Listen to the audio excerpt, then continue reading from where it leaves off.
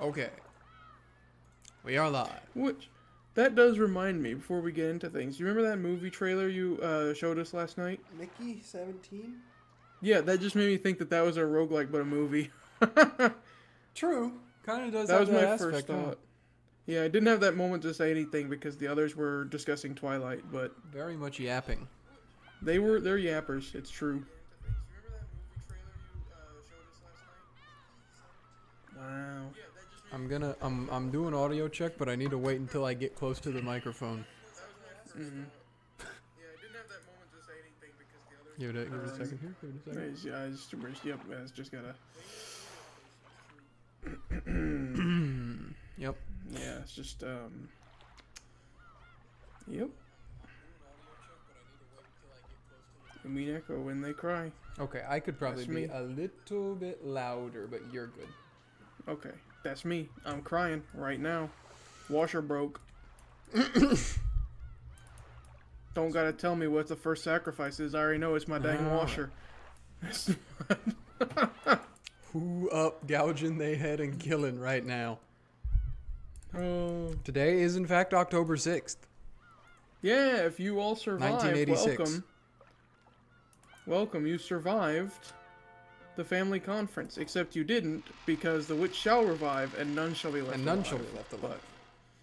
But Pertuset and I actually, we didn't get to tell you this part, but we're actually in Kuadorian right now. We went... We're in the Golden Land? Yeah, no. We're in Kuadorian. We met Beatrice. Mm-hmm. She's actually pretty chill. Yeah, she had like a vape. She gave... Well, we came there and we were like, hey, we're doing the Umineko. Could we like stream in the mansion? And she was like, oh, indeed. You know, like she always says, she says that. And then... She was like, you can use our streaming parlor. Yeah, exactly. So that she's somewhere around right now, but she's not here right now. We're in the that's where we are. Guests. We're in the streaming parlor. Oh, also a little less known thing in Umineko lore. Happy birthday, Canon. Dang. It's pretty sad, isn't it? Happy birthday, Canon. I'm sorry. Yeah. Bro was like, oh man, can't wait to get this weekend work done, then have my birthday. Just gotta get through the family conference. I've done this before. It's just, you know, just trudges by. It's a little slow, but it'll be over eventually. Mm-hmm. Oh no. Mm-mm. Well,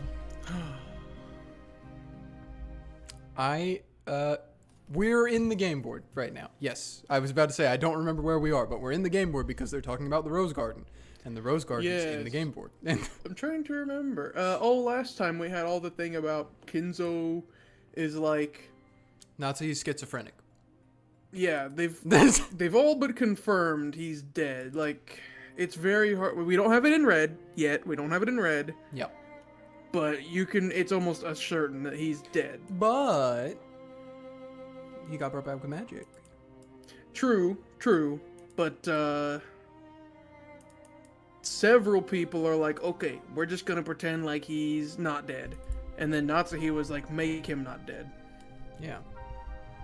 So. And Kraus is very stupid. Yeah. What was even the details of all that again? I remember we kept memeing it. Basically, everything. It was moon tourism, wasn't it? Yes, moon tourism. Everything that he was accused of in episode 1, in this episode, is there being like, yes, it is true. So the 5th game board is like a confirmation of the 1st game board's subplot of Kraus being really bad with money. Mm-hmm. I had completely forgotten. We memed it so much, I forgot which one was the real Kraus crime. Mm-hmm. But, yeah, there was that. And then there was the brief stint of watching the two run the game. Yep. But, it was like, Battler was like, no, I don't want to play. Yeah. And then... Battler was being fussy because he only wanted to play with his girlfriend. But she's broken inside. Beatrice is broken and wants to die but can't, so she's just refusing to interact with anything. And Ronove and Virgilia are really sad. And Battler also is kind of, even though at the end of episode 4 he was very much like, I hate you and I don't want to show you mercy ever, he seems to be coming around just a little bit again, because also, I mean, he has decided that he wants to, he said last episode, I want to have her be able to be peacefully, like die peacefully, and so that she can finally rest. So I don't know where Battler is. The man is an enigma. But yeah, that's, and then Lambdadelta and Bernkastel are both very enthusiastic in getting their own turns to play the game. Yep. Battler left them and was like, you guys suck, I'm leaving. And they were like, okay. And then a few minutes later, Runaway came back and was like, bro, they're already on the first Twilight. And then well, Battler a few minutes later, Runaway came back and he was like, they're messing it up.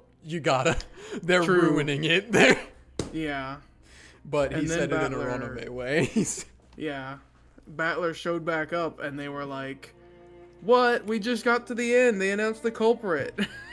They're speedrunning Beatrice's game. Yeah. Which is why they're ruining it. It's not elegant. It doesn't have honor. It doesn't have love. It doesn't have love. But and without love, you know? You gotta wait and see.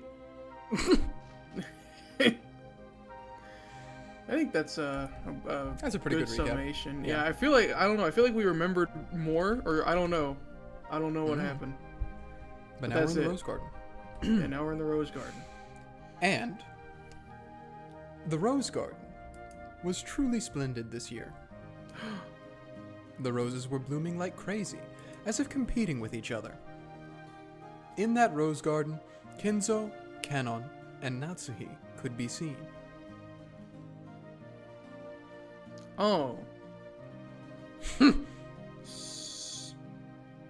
Yeah? I don't know when this is now. I don't know if are we in a flashback of a flashback now?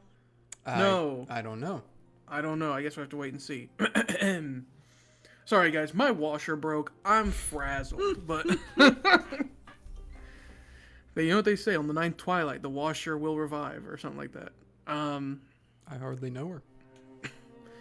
Once again, the flowers have grown wonderfully this year. It must be the result of your care. Thank you very much. The weather just happened to be good this year. Thanks to your care, the garden is even more beautiful than usual. Good work. Thank you very much. If today weren't so special, we might have been able to admire the roses while enjoying some black tea. Kinzo shrugged. Today was the family conference. It's not a flashback. Oh. Unless it's last year's family conference. That's what I'm wondering. I'm like... When it came to the other siblings' businesses, none of the news had been good. Still sounds like to this year's family conference. On the contrary, those siblings probably planned to turn the conversation to the topic of Kinzo's remaining life, and hold a quiet feud over the inheritance. Well, what's new? Mm-hmm. Those people are quite unpleasant. By the way, what about Kraus? Is that debt repayment plan of his proceeding well? It is, in fact. Well, we know that it's after. It's after his supposed death. Yeah. Well, no, not supposed. He did die. Just a question of was he really revived or not. Yeah. I guess we'll know what happens if Battler arrives, pretty much. It does seem to be a realistic plan. However, it's a plan on quite a large scale, and it doesn't seem to be bearing fruit quite as well as he expected. If possible, I would have hoped to have that resolved before today's family conference. Yes. My apologies. Are you sure you're okay, Kinzo? Casually walking around in a place like that? How had she gotten up there? Well, it's fairly pointless to wonder about that sort of thing when you're dealing with a witch. Beatrice was casually sitting on the roof of the arbor, almost as though she had been basking in the sun. Those relatives are like a massive lump of the magic-resisting toxin, and they'll be intruding in on us. If you bump into them, your soul will evaporate in an instant. I am already dead. Evaporating would be no detriment. We can't have that happen. Please, for the sake of the Ushiromiya family, lend us your strength just a little longer. Natsuhi, it seems the boat carrying the relatives has left the harbor. Perhaps it's about time to bring an end to this walk of yours. Is that so? Thank you. Please return to the study, Father. My. How tiresome to go back inside when the weather is this perfect. Don't grumble, Kinzo. Right now, you're nothing more than a ghost I gave life to. It'll be troublesome for both me and Natsuhi if you're scattered away by the toxin. Just be a good boy, shut yourself away in the study, and wrap a blanket around yourself or something. That's a funny mental image. Yeah.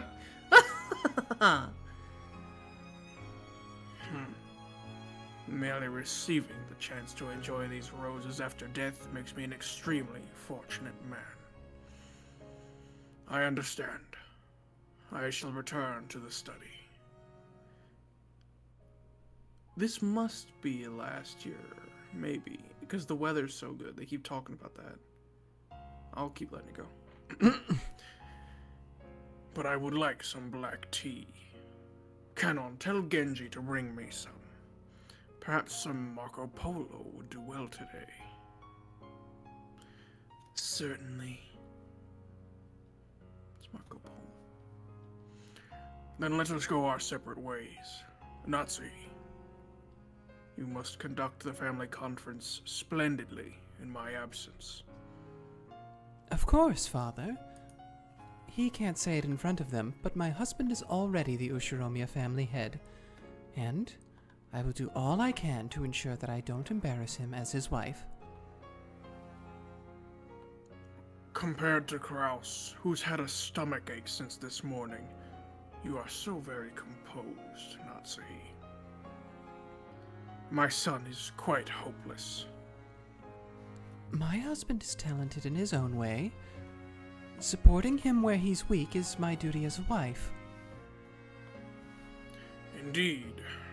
Carry out your task with precision. I will make sure to stay shut away so that I don't get in the way of this farce. Canon, go with Father to the study, and then have Genji prepare some black tea. I'm not so senile that I need your help to stand up. Here I go. Refusing Canon's attempt to lend him a hand, Kinzo rose from the flower bed he had been sitting on. Sitting on? He retired. The retired head left everything in Natsuhi's hands and returned to the study at a gentle pace. I'm not Why so was he- senile, I need help. Why was he Sits in sitting on the Rosebush. flower bed? Yeah. Oh. Also, I'm looking into it. We can have the black tea he's about to have for only 22 euros. How much for 22 euros? Is it like a box? Is it like a pack? It's really fancy looking. I have no idea. Because I was about to say, depending on how much that you get for that, that's either really expensive or pretty average price. That's It, 100 grams of tea. that's really expensive. That's crazy. And that's today prices. I don't It's know. that's not exorbitantly expensive, but still, that's a little pricey. Like if you saw that in the grocery store, that would be a little pricey for tea. Yeah, if only you were seeing the way it looks to me. It's really funny. Like the serving picture. Okay. I don't know why. It was really important. Anytime they mention like a brand name or a place, I gotta go look it up. You're looking well. You possess a sense of dignity reminiscent of Kinzo's deceased wife. On the off chance that the magic-resisting toxin does reach Father, will the magic dissolve in an instant? Indeed. In the blink of an eye. I can vanish whenever I please, but if someone already dead such as Kinzo loses his form, he'll be instantly tossed away like dust by the winds of the sun. You must take care. Yes, I understand. You may have talent as a witch. The magic-resisting toxin has been building up in your system over the years, and yet you are still able to understand magic. If you and I had met during your youth, you might have become a powerful witch by now. No, she's a shrine maiden. If I remember correctly from all the way back in it was either episode 1 or 2 where they mentioned that like her family they were I believe so. shrine people.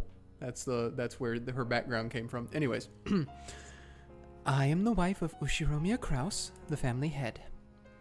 I would become even a witch or a demon to protect his honor.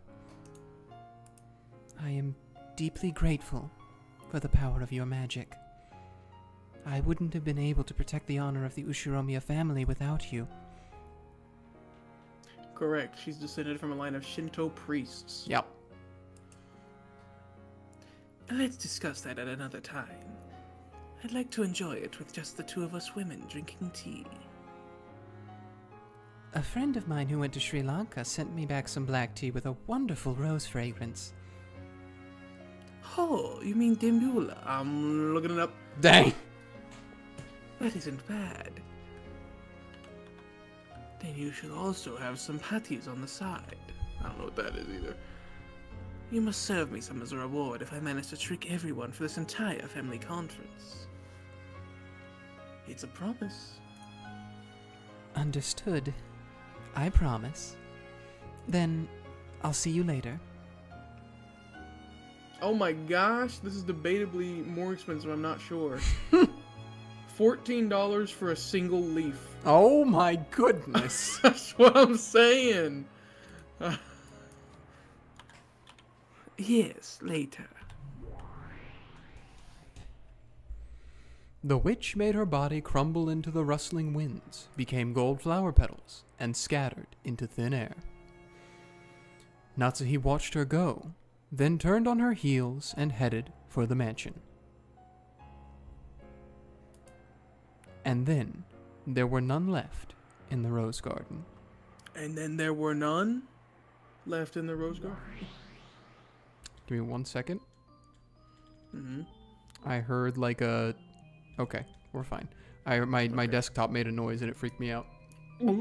Okay. I watched a video. I'm gonna sidebar again real quick. Of a music teacher that like reviewed the music theory of every song in the Umineko OST. Mm-hmm. It was like several hours long. Yeah, yeah. I remember this mean, one. There's probably a lot you could go into in the music theory of Umineko. It's true. It's true. I do like watching stuff like that. I never had Despite before. what little people know about us, we both actually have we're not professional at all, but we have a little bit of a background in music stuff in high school. And so Indubitably. I've always liked watching stuff like that of people analyzing music and being like, this is how these themes are coming out of it, and here's what it represents, and blah, blah, blah, blah. I've always really enjoyed that. Me as well. I just wanted to bring that up real quick because I remember I really liked his analysis. He had not played the game, so he was like, I don't know what's going on here, but this is sick. Like, and it would be like Golden Slaughter, and it's like, oh my gosh, he does not know. But anyway. Okay then. Here we go. It's break time. Got any complaints so far? When can Beatrice come back?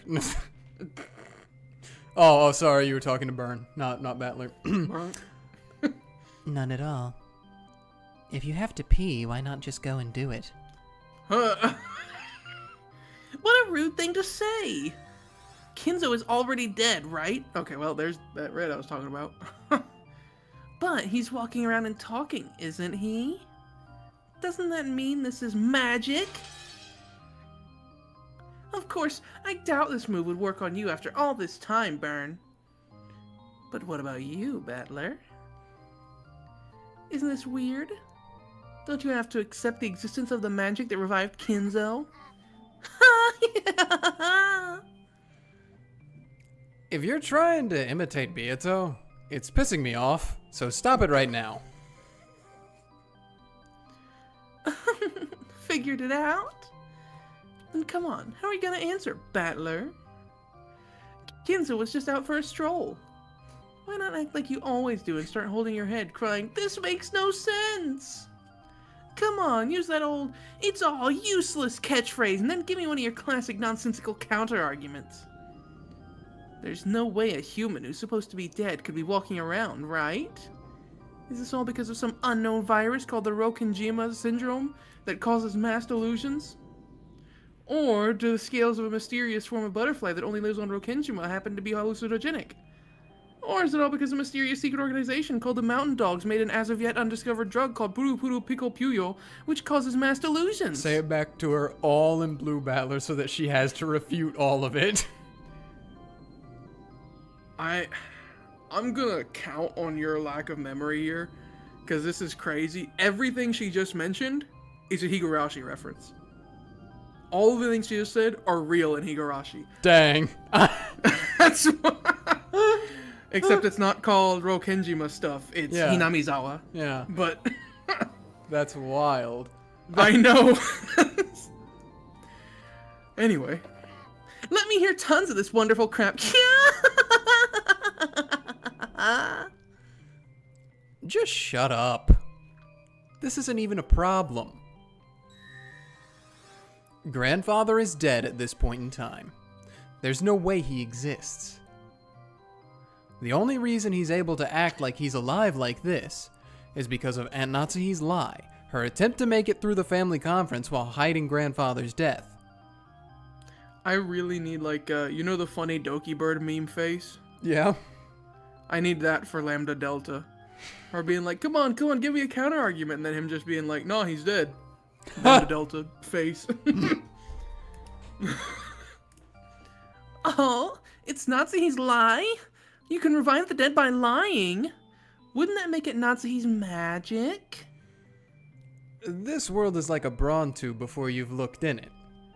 Episode 2. It's the world of the cat box before you open it.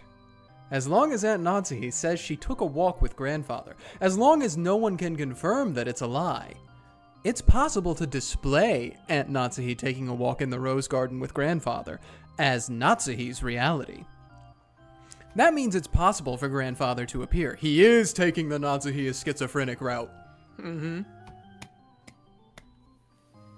That extremely unflattering applause was coming from Bernkastel. Bravo. You're much calmer without Beato around. Quiet. You shut up too. Wait a second, Battler. According to your theory, sure, it might really be possible for Kinzo to appear if Natsuhi's the only person there. If Natsuhi claims to have observed Kinzo in a world with no one except Natsuhi in it, then no one can deny it, right? But Kanon was in the same place, and he was also looking at Kinzo, right? How would you explain that? That's no problem at all.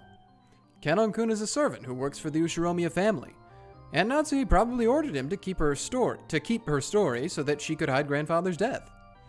Because of that, Kanon can see grandfather even though he shouldn't exist, just like Aunt Natsuhi can. There it is. There it is. That's the face. Get a snip of it real quick. Too bad, Lambda. Battler isn't gonna fall for that kind of child's play anymore. Seems so. Well, this is nothing more than an opening before the game's really started. Like an aperitif before a meal. An appetizer at a bar. Green tea at a sushi restaurant. Shut up. So, We aren't gonna get anywhere unless I say it again in blue text, huh? Looks like it. Would you mind?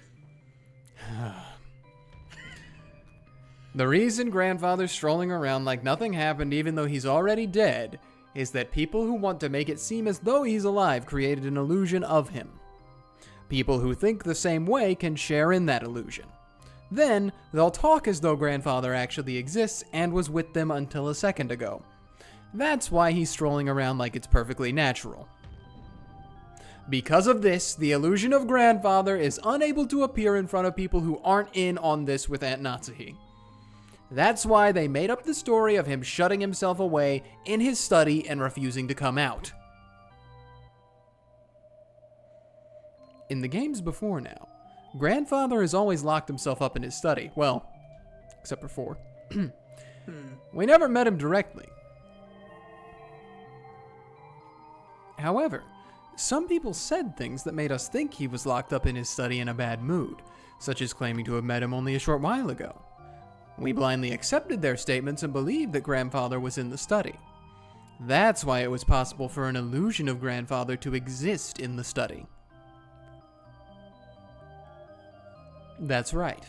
In the games before now, the only people who met Grandfather were Uncle Kraus, Aunt Natsuhi, and the servants. Because they all stuck to the same story, an illusion of Grandfather was able to exist on this island, making it seem like he was alive. You even showed us a scene at the beginning of this game, where Aunt Natsuhi convinced Dr. Nanjo and the rest to cover up Grandfather's death. I'm not gonna fall for a cheap trick like that after all this time. Well, not bad. But I was hoping for the unknown drug Puru Puru Pico Puyo. There's no way he'd say something so ridiculous, right? I point you back to the tiny bombs, Bernkastel. After all, supposing that such a thing exists would be just as bad as surrendering to the fantasy genre. Whether it's a virus, or a drug, or an illness, anything that hasn't been discovered yet is in violation of Nox's 4th commandment. Here we go. What do you mean, 4th commandment? Nox's 4th. It is forbidden for unknown drugs or difficult to understand scientific devices to be used. The rule states that such things can't be used during a murder. What the hell? Unknown drug X and unknown scientific device X should be the best kinds of weapons to use when fighting against a witch. That's what I'm talking about. All of those violate the rules of a proper mystery. Supposing an unknown virus, an unknown drug, an unknown sickness, or an unknown XXX was used, puts it totally in the fantasy genre. My condolences. If that was your theory, then it's game over for you.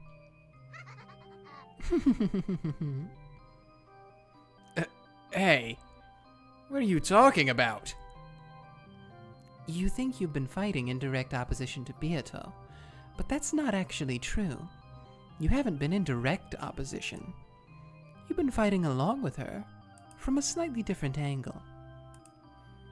All this playing detective you've done hasn't been fantasy versus mystery. It's only been fantasy versus anti-fantasy. I don't have a clue what you're talking about. But there's one thing I do get. It sounds like you're saying there's something wrong with my fighting style. We're fighting to kill the fantasy known as the illusion of the witch. That means interpreting this tale as a proper mystery. In other words, from the very start, we have to ignore any and all elements that violate the taboos of the mystery genre. Ignore, you say? For example, several closed rooms murders have occurred in the games before now, right? Yeah?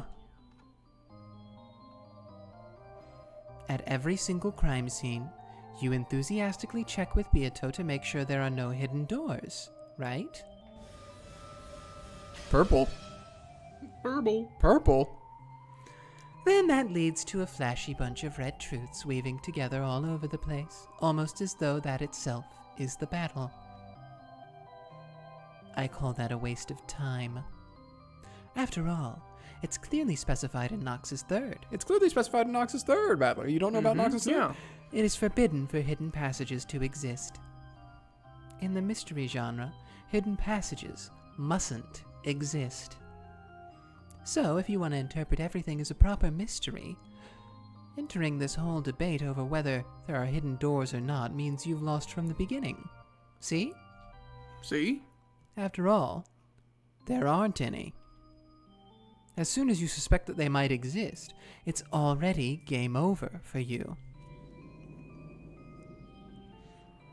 In other words, you assume you can't start theory building just because no one's yet proven that hidden doors don't exist at the crime scene. That's why I call you naive and a failure at the mystery genre. You've already lost once you start thinking that. You thought you were waging a fight to interpret everything like a mystery novel, right? Then you've got to follow the conventions of the mystery genre.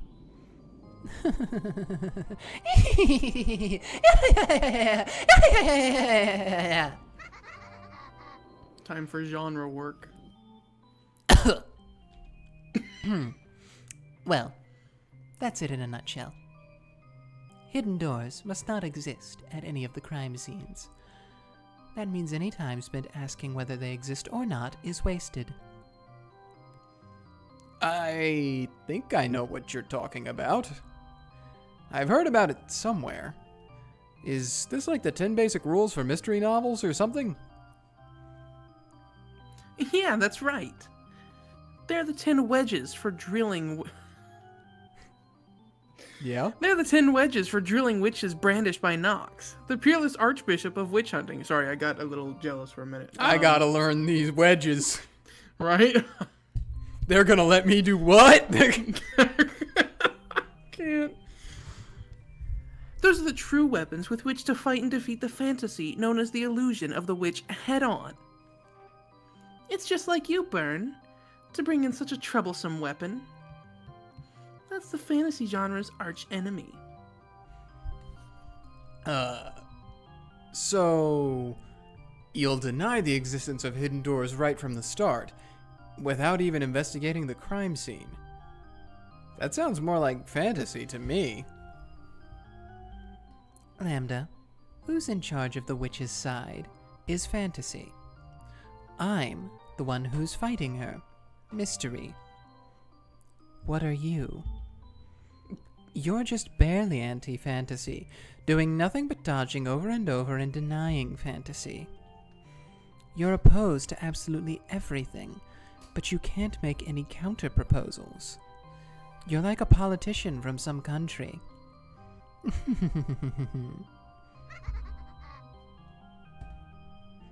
Shut up.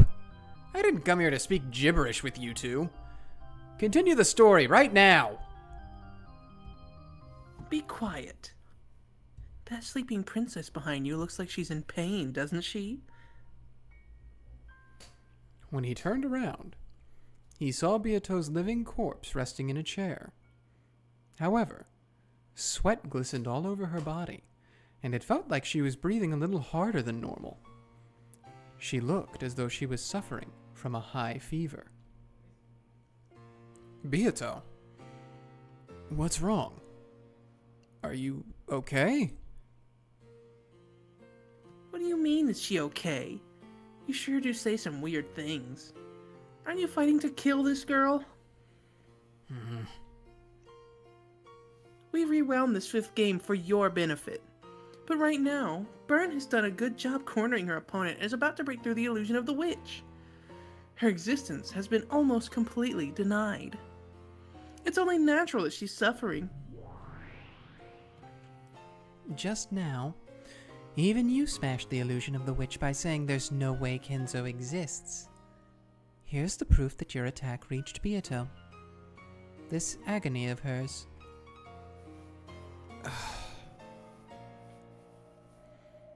I tried to at least wipe away the sweat on Beato's forehead with a handkerchief. It's true I promised Beato that I'd let her die, but it was supposed to happen peacefully. I wasn't planning to make her suffer first. My goal isn't to make the sleeping Beato suffer like this before killing her. As if they had seen right through my mixed feelings, the two witches grinned.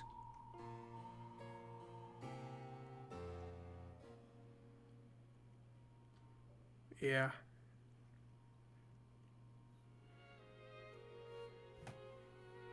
So what side are you on? Fantasy, anti-fantasy, mystery? I'm anti-mystery.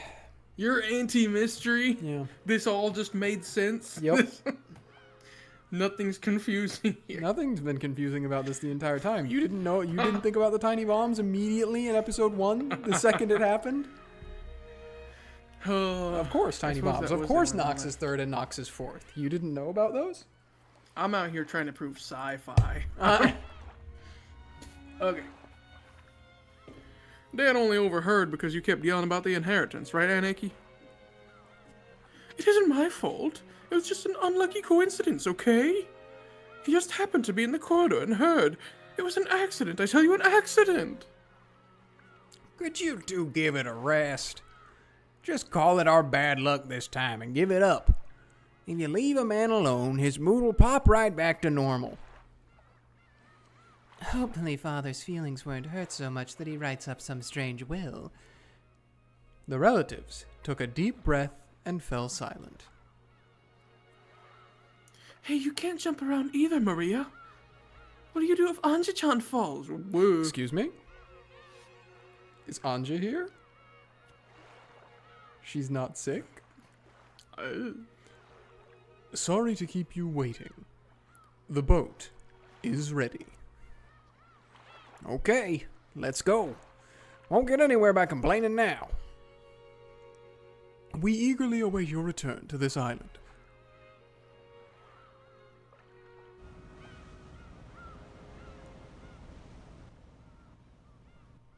So that was, okay, that was them leaving.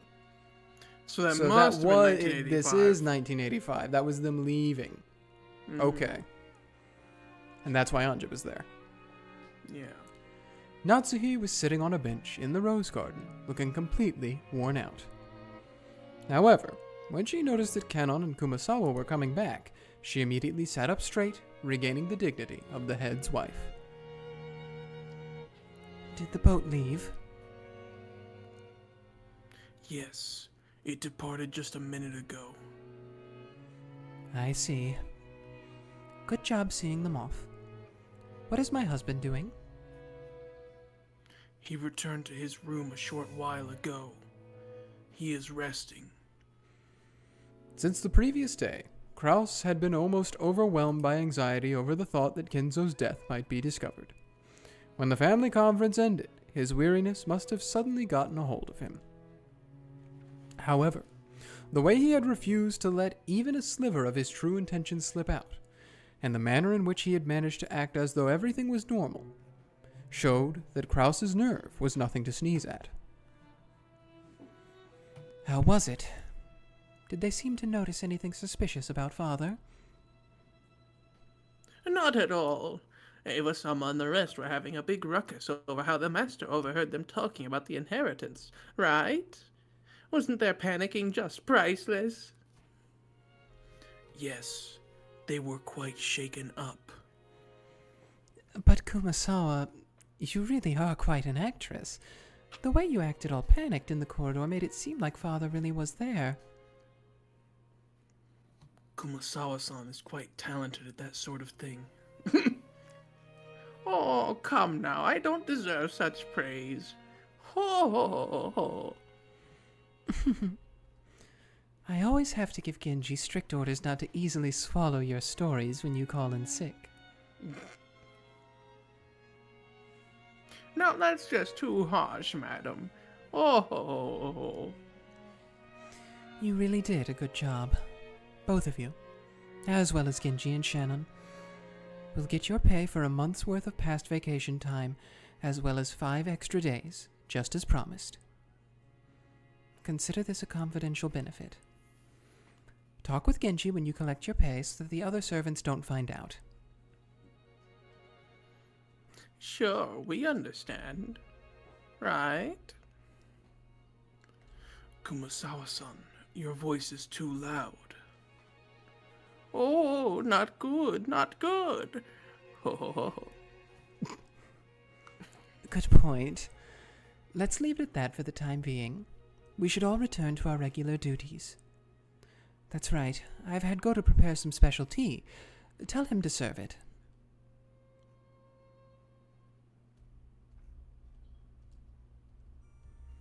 Natsuhi let them know she wanted to be left alone for a while so she could drink some black tea in the rose garden.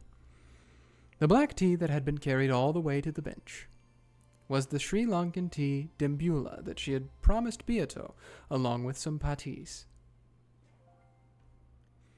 Sitting on either side of this snack, staring at it curiously, the wife of the head and her witch could be seen. So, is this patis... I just assumed it would be some kind of baked sweet. Apparently, Natsuhi, not realizing that it had a curry-like spicy flavor, had started choking after putting it in her mouth.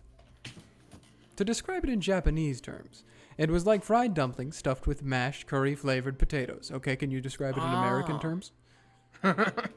As a household dish, it would probably be pretty popular with the kids. However, it was something of a shock to Natsuhi, who expected that a treat to go with the tea would be sweet. Didn't you know? Dembula always goes with this. Black tea always goes with cookies. Oh, but chocolate is good too. You must have sweet bean jelly with Japanese tea, although salted kombu also works. Chinese tea goes with Chinese dumplings, though I like mooncakes too. I'm surprised. You know a lot about various cultures, don't you? Well, I haven't been living 1,000 years for nothing. I've tried refined teas from all over the world. Perhaps you could call it a journey through the world of tea. That does seem like it would be a wonderful way to travel the world. Before today, I never knew that one could enjoy a tea like this. I will treasure this experience. Natsuhi's always nice. I don't know what to say. Okay. I love her! She's not helpful with the mystery stuff. She's not like perfect, Kyrie is. and she's not helpful with the overall mystery, but dang She's if I just don't nice. like her. She's just nice. She's just nice, and she tries her best. Yeah. I cannot leave Rokkenjima. This is the only way I can travel. What about you? I'm sure you've elegantly traveled the world like any wealthy wife might. Have you met my husband? Been to the moon. We don't actually have any money at all. You should try moon tea. Before Jessica was born, my husband took me to many countries. Before marrying, I never once traveled overseas, so each time was a fresh and new experience. Sounds like you were also born into a very rigid family. Natsuhi lore? It was strict, but they gave me a wonderful upbringing. It would be rude to my father and mother to call that rigid. That's a pretty eloquent way to call it rigid. Kraus might have pitied Natsuhi, or he might have wanted to take her away from the rigid Ushiromiya family for a little bit and let her rest. Or he might simply have wanted to take his wife around countries he knew well to show off everything he knew. Probably a little bit of all three. Unlike father, my husband is fond of Asian nations. Hong Kong, Taiwan, Korea, Thailand. I think we also went to Malaysia. That Kraus. Was he trying to rebel against Kinzo's Western tastes? But Asia is good too. After all, the Japanese are strongly influenced by the West. When they think of foreign countries, only Western ones come to mind. But you mustn't forget the East. I myself knew... Oh my gosh. And something caught my throat. Yep. Ugh. I myself knew a few things about the West, but I knew very little about the East. I seem to recall my husband making fun of me now and then during our travels. Beato subtly peered into Natsuhi's heart, as the latter grumbled that the trips had all been very tiring.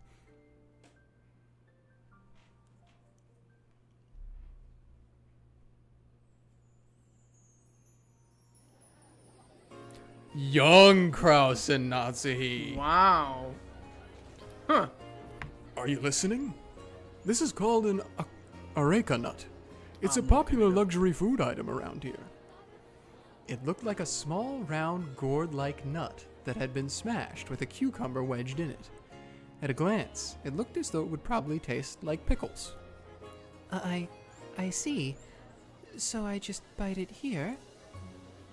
As she tried to bite the one her husband was holding, he suddenly moved it away. It felt kind of embarrassing, like she was a fish after some bait. Whoa, wait up. You have to eat it a certain way. Yes, you are supposed to bite it. Bite it. Chew it. But don't swallow it. Huh?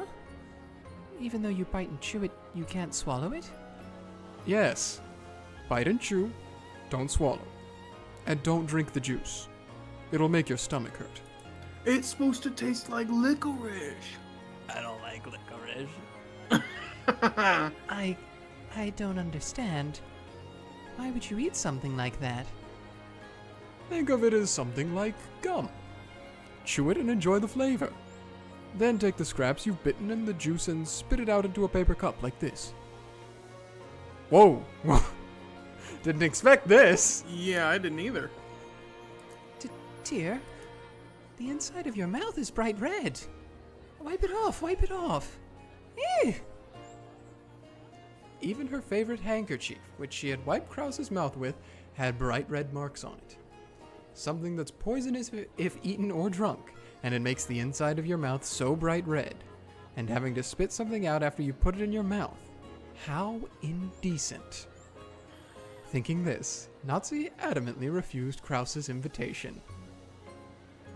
No way. I don't need any. This is a cross-cultural experience. What's the point of traveling if we don't do things that can only be done here? Krause kept chewing, ignoring the fact that even his lips were being colored bright red. Father likes these too. Krause knows how to get to her. Yeah. Dad likes them. He must have ordered them long ago, because he used to chew away at them on the mansion's terrace. Although it seems he's stopped ever since you arrived. Look here, Father, the person you respect even more than me enjoyed these all the time. Look, don't be shy. Take some. No, stop it. Dear! During travel, Krause had the innocence of a child. He didn't even conceal his jealousy of the respect Natsuhi normally gave Kinzo. Just being able to see that side of her husband made traveling all the way to another country worthwhile.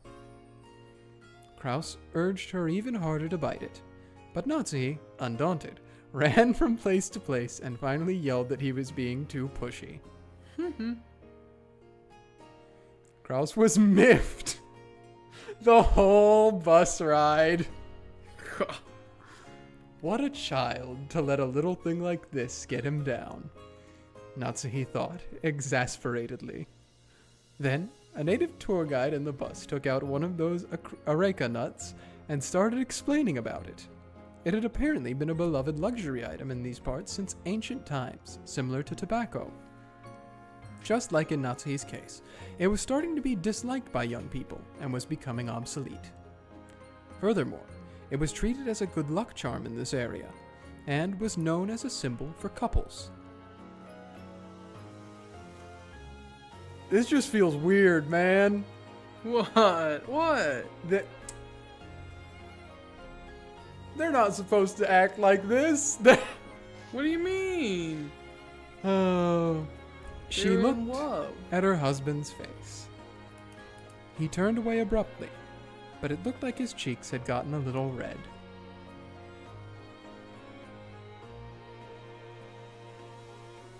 So, you then leaned on your husband and held his hand, did you?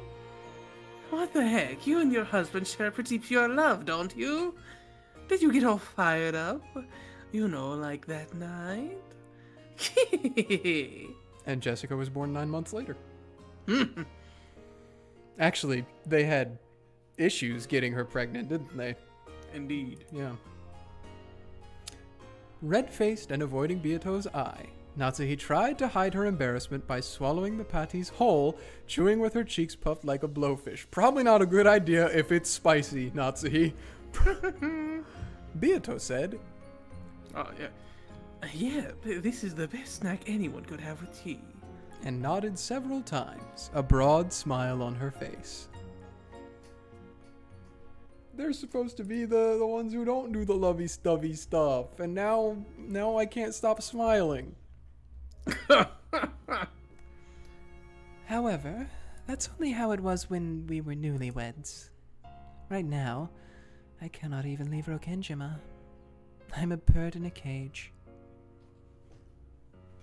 Wait.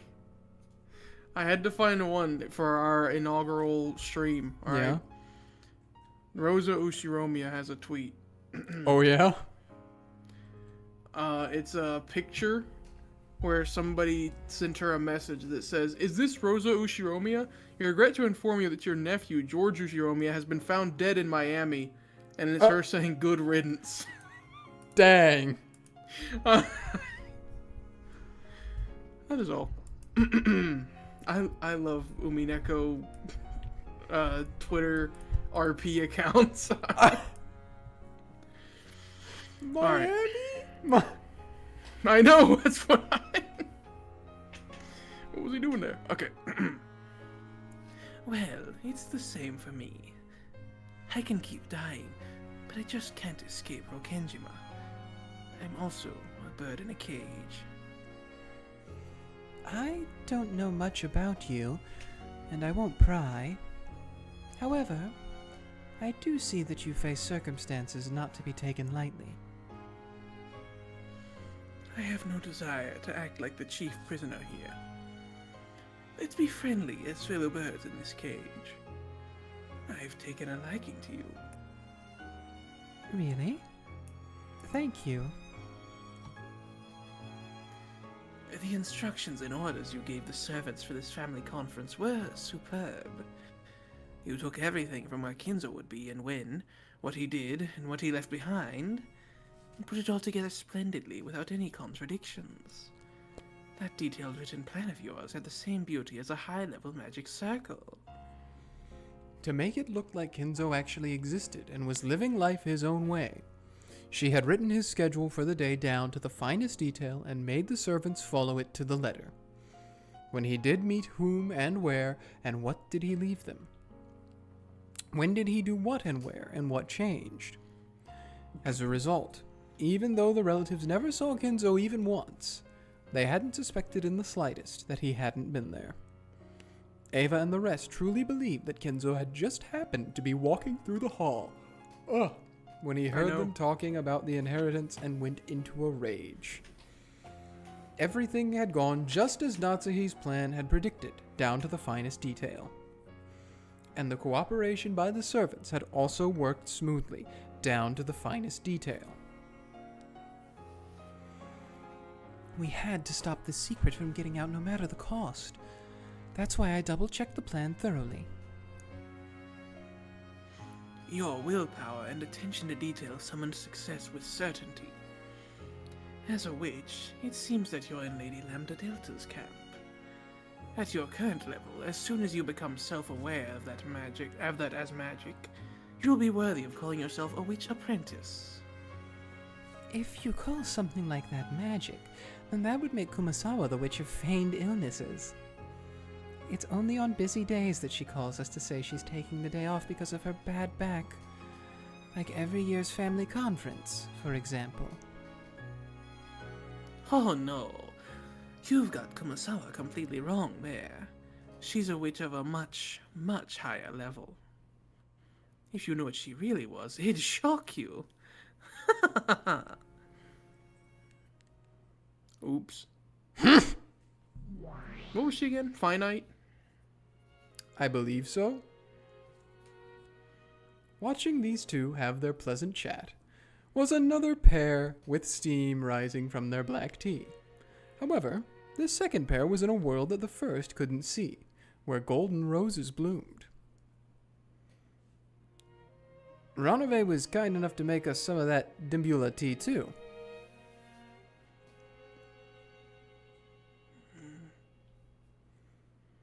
It felt as though Beato muttered something. For the first time, it felt as though something had gotten through to her. Surely she had taken an interest in the black tea and felt like drinking it. Thinking this, Battler took Beato's cup and her hand, making her hold the cup. I wish there was a CG of that.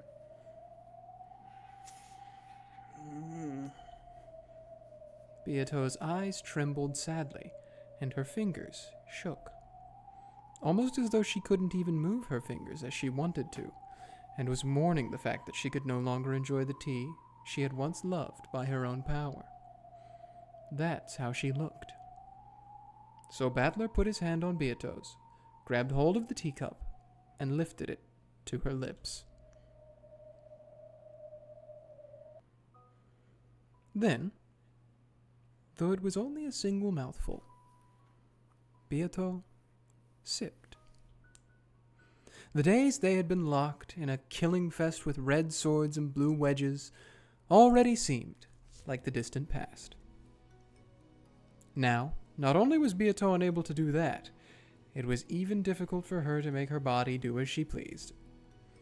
Even just drinking a mouthful of black tea like this was hard. Oh no, he's gonna get Kawata Shoujo'd. He's gonna take care of the disabled Beato and it's gonna make him fall in love with her. Can you blame him? Look at that hair. How is it? That rose aroma makes for a great black tea. Do you like it? Of course, Beato didn't respond. What happened to you? Is this another strategy? Are you pretending to be in a slump so you can shock me later?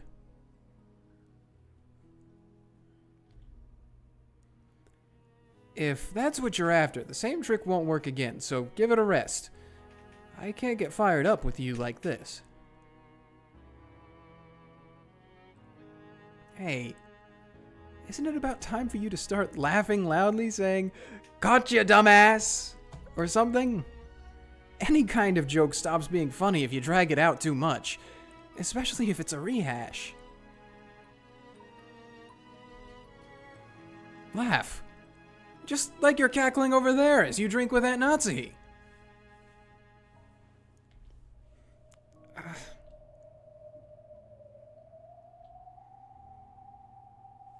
Can't you at least grin?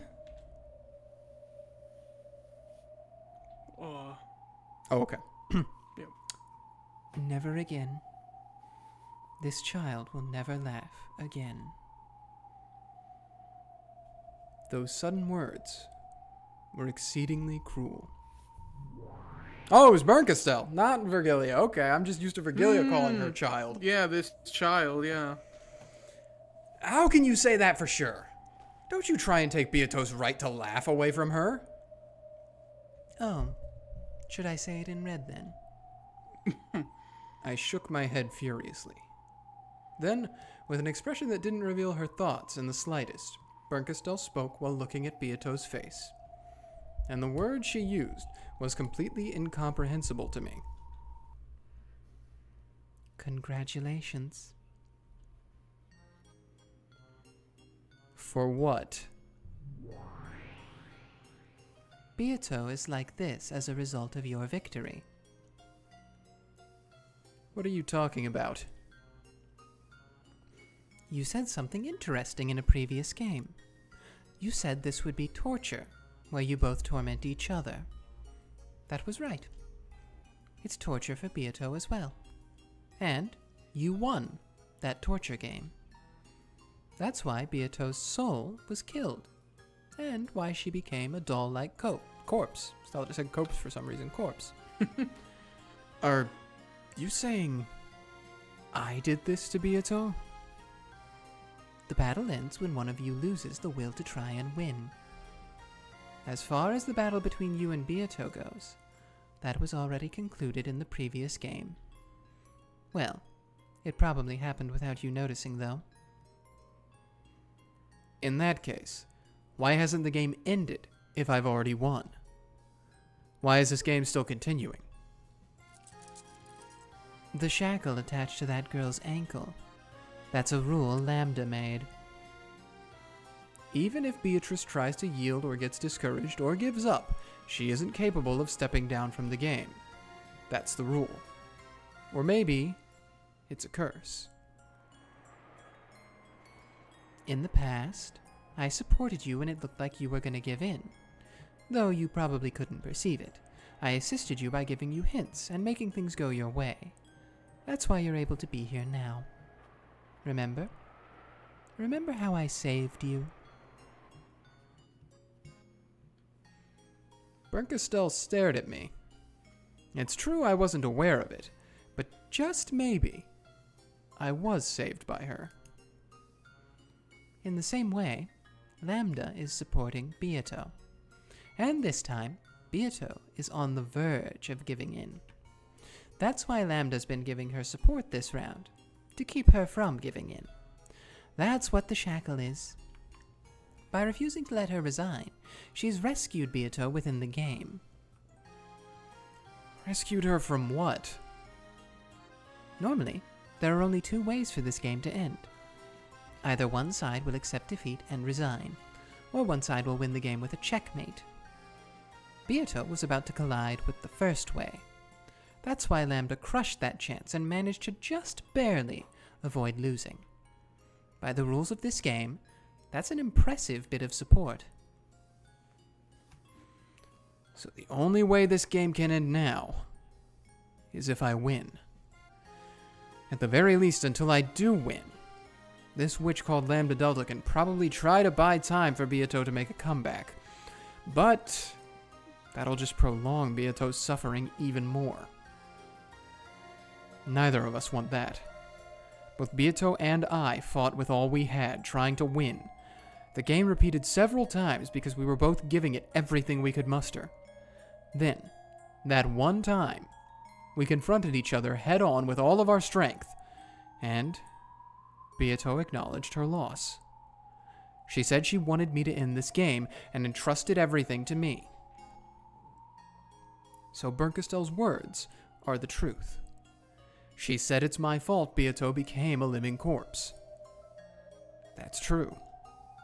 But it's something both of us wanted.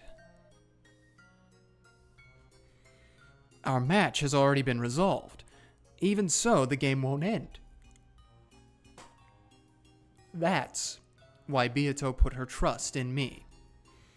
She told me to win quickly and end this game. Now that the game's been resolved, letting it continue any further means endless torture for Beato.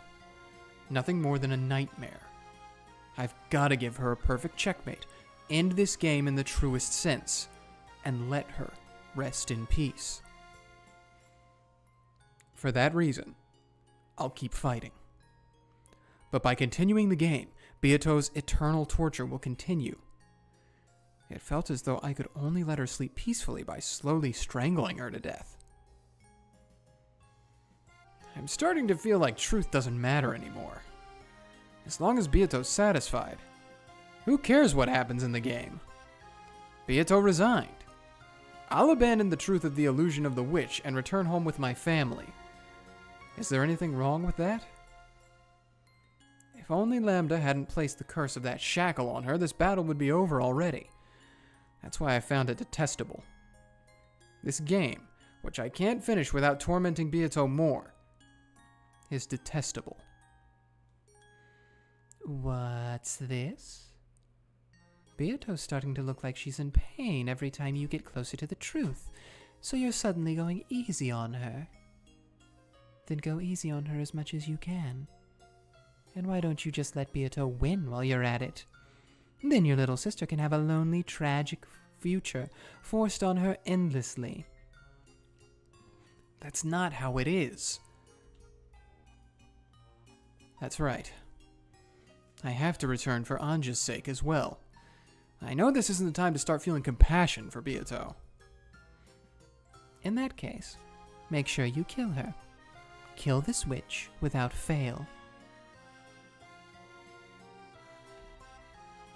Even though Beato was right there, Bernkastel spoke without holding back.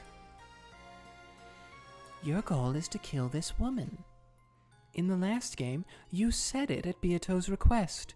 You said, "I'll kill you." Yeah, that may be true, but that doesn't mean you get to complain about it.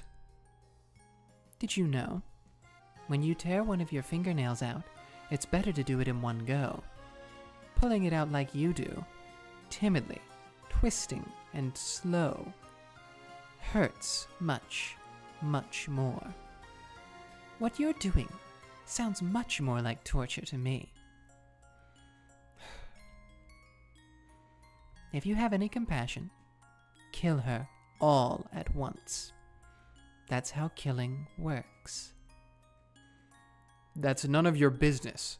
I'm the one who gets to decide how to perform her last rites. You and that Lambdadelta witch have nothing to do with this. I'll kill her. I won't let anyone else do it. As long as you don't lose that willpower. I'm betting on you. Okay? Make sure you don't forget. Unless this game is resolved, you will never be released. You won't be allowed to abandon this game, either. I get it. I know what Lambda's after. She wants to make you lose your will to fight just like Beato, to make you a pair of living dolls, to keep this world in perpetual equilibrium. You don't want that, do you? I wouldn't like it either. Why should I give a damn about what you want? Still, I won't throw this game away. I won't abandon my responsibility to fight against Beato. I'm glad our goals are the same. So, you'll be able to kill this child without any hesitation, right?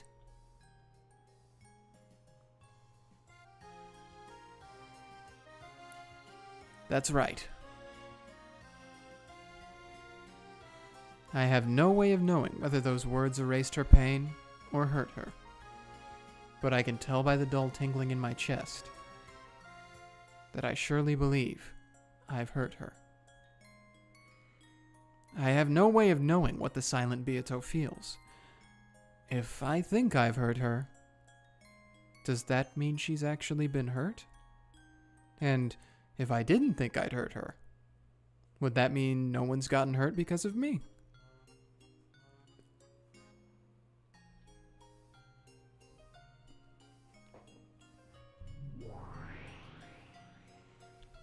So, about that Beato who's drinking tea over there with Natsuhi.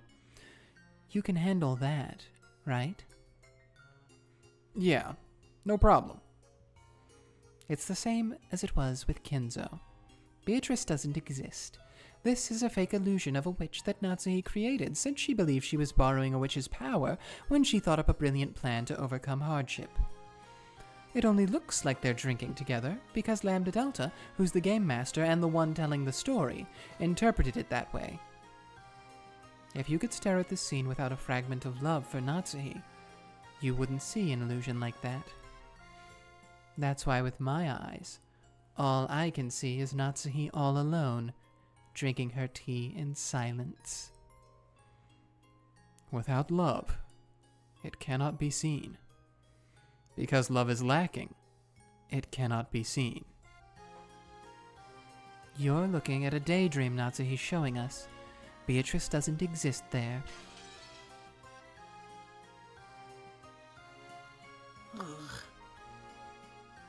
Beato mumbled softly. It was a small voice that made it sound like she was in pain. The thorn of Bernkastel's truth had stabbed into her chest. Yeah, that's probably true. I think your theory's right. But don't say that in front of Beato. It doesn't matter where I say it. This is Beato's world we're in. Also, it's not like I'm protecting Beato, but It's still possible Aunt Natsuhi really is drinking tea with some unknown person X who calls themselves Beatrice. This scene takes place a year before everything. The number of people on the island on this day has never been shown with the Red Truth. Sure. Even Lambda hasn't said anything in red about the number of people on Rokkenjima on this day. In that case, it's possible for Aunt Natsuhi to claim that she really did drink tea with a woman calling herself Beatrice. Just like I can't deny your theory, you can't deny mine. That means you can't say for sure whether Beato there is an illusion or not. Oh, is this catbox theory? That might have worked on Beato, but it won't work on me. Why not? After all, Natsuhi is drinking tea all by herself right there.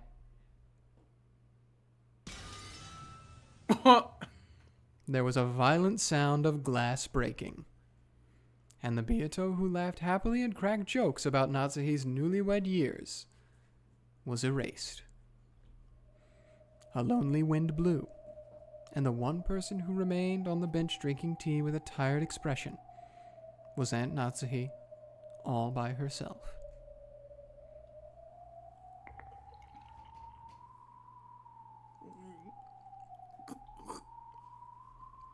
Beato groaned. I could see clearly that she was in anguish. Another illusion of the witch had been smashed, drawing Beato towards death. In short, this is what the battle to let Beato rest in peace is all about. A second ago, Bernkastel likened our fight to the torture of tearing fingernails out. If I have to tear them out anyway, then my last bit of compassion towards Beato should be to minimize that pain. In other words, even if I want to minimize her pain, I still have to cause it. I have to accept that look of anguish on her face. And at the same time, I realized what a merciless thing the Red Truth was. Right now, in this rose garden, there's no one except Aunt Natsuhi. In other words, there are no observers except for Aunt Natsuhi. So, if that lone observer were to say that she'd had some tea with Beato, no one should be able to refute that. If there's something no one can deny, doesn't that mean it's truth? Aunt Natsuhi is enjoying the roses and drinking tea together with Beato. How could anyone have the right to mercilessly trample that pleasant moment? The Red Truth is like a blade. In a battle with a witch, it's a blade that sometimes tears your theories apart, but sometimes becomes a weapon you can fight back with. I know. So what? Don't use it without reason.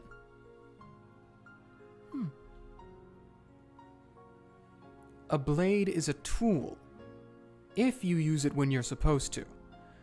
But it's a weapon if you use it out of malice. True enough, and Natsuhi wasn't really drinking tea with a witch. However, saying that with the Red Truth probably has nothing to do with our game. Our game is the tale of October 1986. The 2 days of the crime give us more than enough time to injure each other with our red and blue blades glistening. This isn't about the illusion of the witch. It's about Aunt Natsuhi's privacy. How could anyone have the right to expose that? Do you want to acknowledge that a witch actually existed here and drank tea with Natsuhi? Weren't you trying to deny the existence of witches? That's right. If we're talking about our game, the 2-day period from October 4th to October 5th in 1986.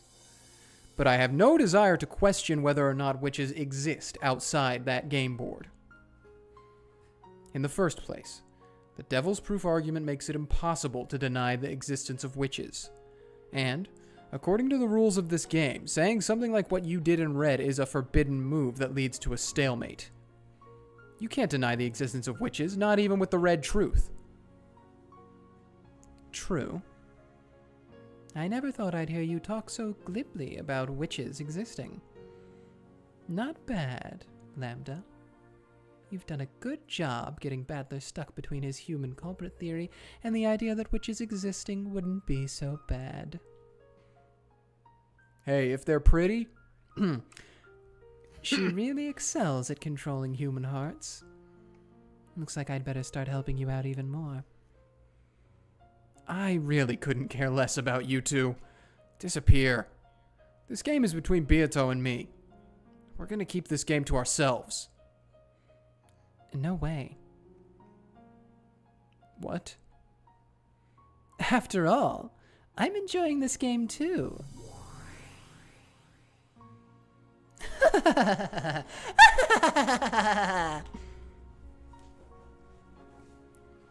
Bernkastel disappeared, leaving only that unpleasant laugh behind. Surprised we didn't get one. Yeah. After that, all that remained was Natsuhi, sipping tea all alone. Beato, her hand still on the teacup as she stared blankly at the surface of the liquid. And me.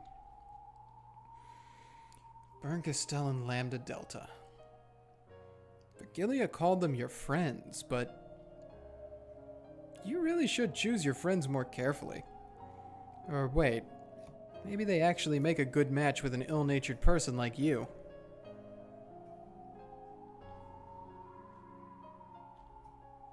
Beato didn't answer. Battler took Beato's hand, made her hold the cup again, and brought it to her lips. Beato made a quiet sound in her throat, and drank another gulp.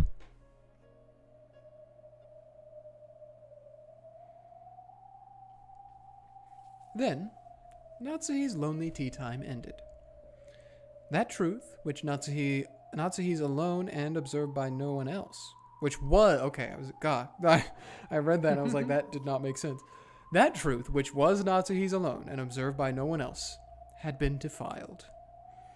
In Natsuhi's world, surely, that tea party, which had been peaceful despite her annoyance at Beato for making fun of her too much, came to an end, and the two of them parted ways. However, in Natsuhi's exposed truth, she was all alone. Natsuhi tottered away. On the bench, only a single person's cup remained. And it wasn't Natsuhi's, no.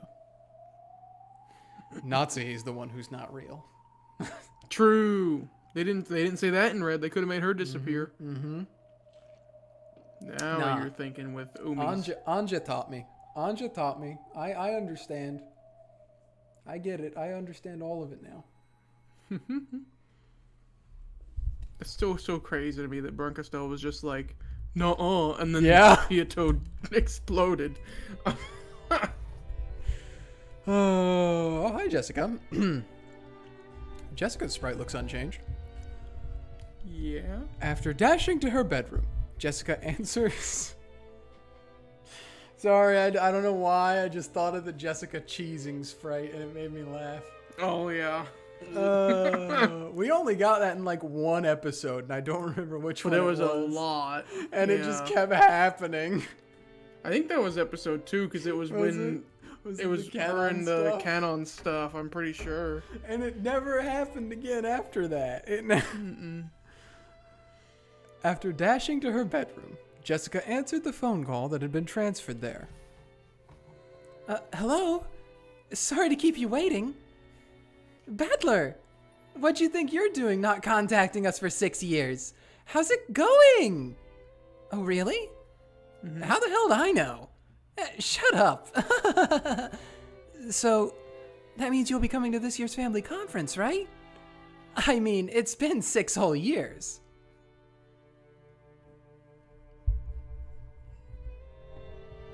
Mm. 5 businessmen in expensive suits were visiting the parlor, giving Kraus and Natsuhi a progress report on their business. Spread out on the table were the blueprints and designs for a building, as well as documents related to expenditures and the like. So packed that even a teacup would have gotten in the way. Officially, they were here to give Kraus a progress report.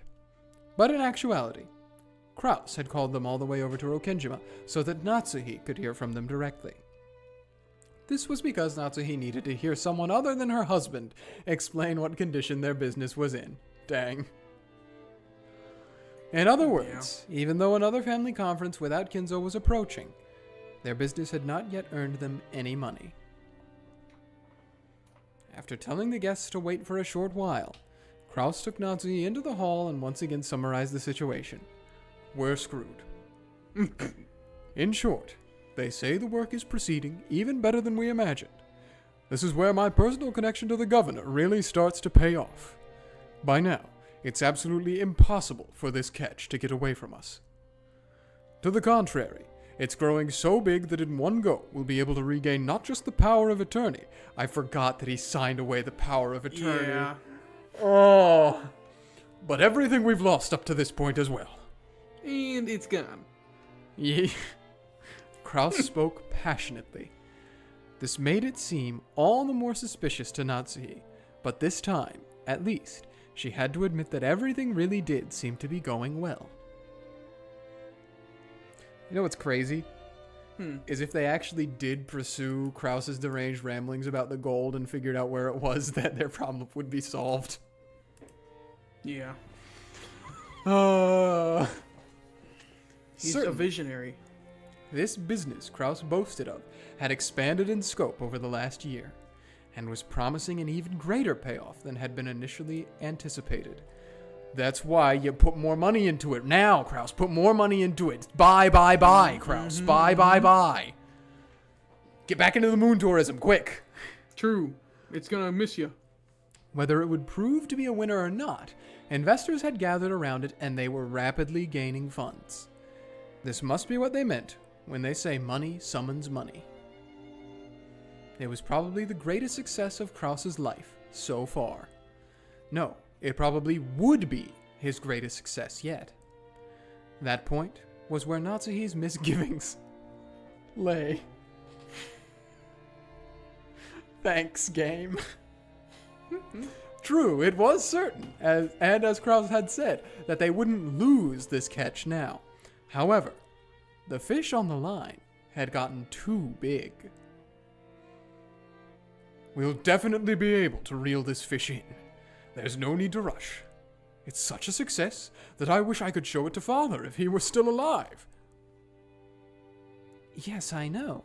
However, I believe you made me a promise last year. You said you were sure you could manage something within a year. A pained look rose to Kraus's face. Aww. He's like a beat puppy. He just wants to make Natsuhi proud of him. They certainly had hooked a fat fish that guaranteed great success. Great success. However, it will require an appropriate amount of time to reel it in. That would be... Someone needs to do an edit of Borat at the family conference. Yes. I was Borat walking into the chapel, seeing the first 6 sacrifices. Wow, wow, wow. Yeah. Oh. She says something in red, I respond in blue. She continue in red, I continue in blue. We keep going. Eventually, she no longer able to respond. Great success. Natsuhi pressed Kraus, asking if there was any way for them to make money before this year's family conference. But Kraus kept saying that he just needed 1 more year. Kraus planned to use this unprecedented success to catapult them into further challenges in the future. Please just pay off your debt first, bro. Please just pay off your debt first. You want me to tell you how to make your wife happy with you and how to get appreciation from your wife? Pay off your debt. But what if we got even more money by putting up everything we have right now as a bargaining chip? 90% of Krauses lose big before they invest all of their money and everything they own. Because of this, he didn't want to do anything that would raise suspicions by making it seem like they were rushing to get money. Certainly, fortune tends to turn against people who take it for granted, even in the slightest. Okay, so he actually is being kind of smart then. He's trying not to take it for granted. Anxious beggars never prosper. On many occasions before now, Kraus had gotten cold feet and sold off businesses that would surely have brought in a profit had he just waited, and had, in effect, given away his winning picks. Okay, now it actually is the 90% of Kraus's lose before they make it big. Oh, Natsuhi also knew this. So she knew that guts were the thing her husband lacked the most, and he's trying to have them this time. That's why she was unable to refuse when Kraus said he wanted to prudently wait just one more year.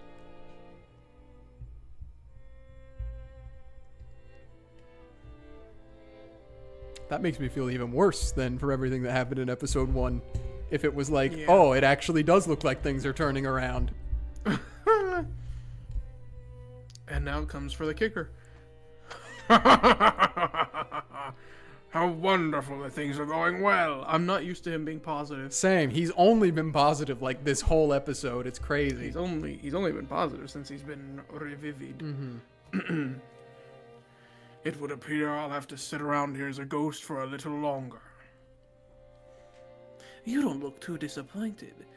You're fated to be chewed to bits by demons the moment you leave this world.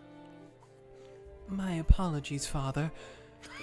For one more year, you might not be granted peace. That does not sound like peace, Nazi. I was gonna say. I mean, not he'll sorry be about the in demon pieces. thing. Yes. It is fine. Fear not, Nazi. I am no longer the Ushiromiya family head. The ghost of the study should obediently follow the current head's commands.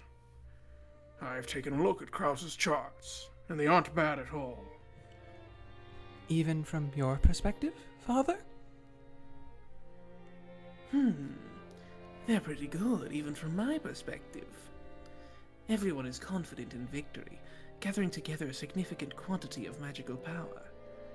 As a result, that victory is growing ever deeper, involving more and more people and magic, beginning to create gold.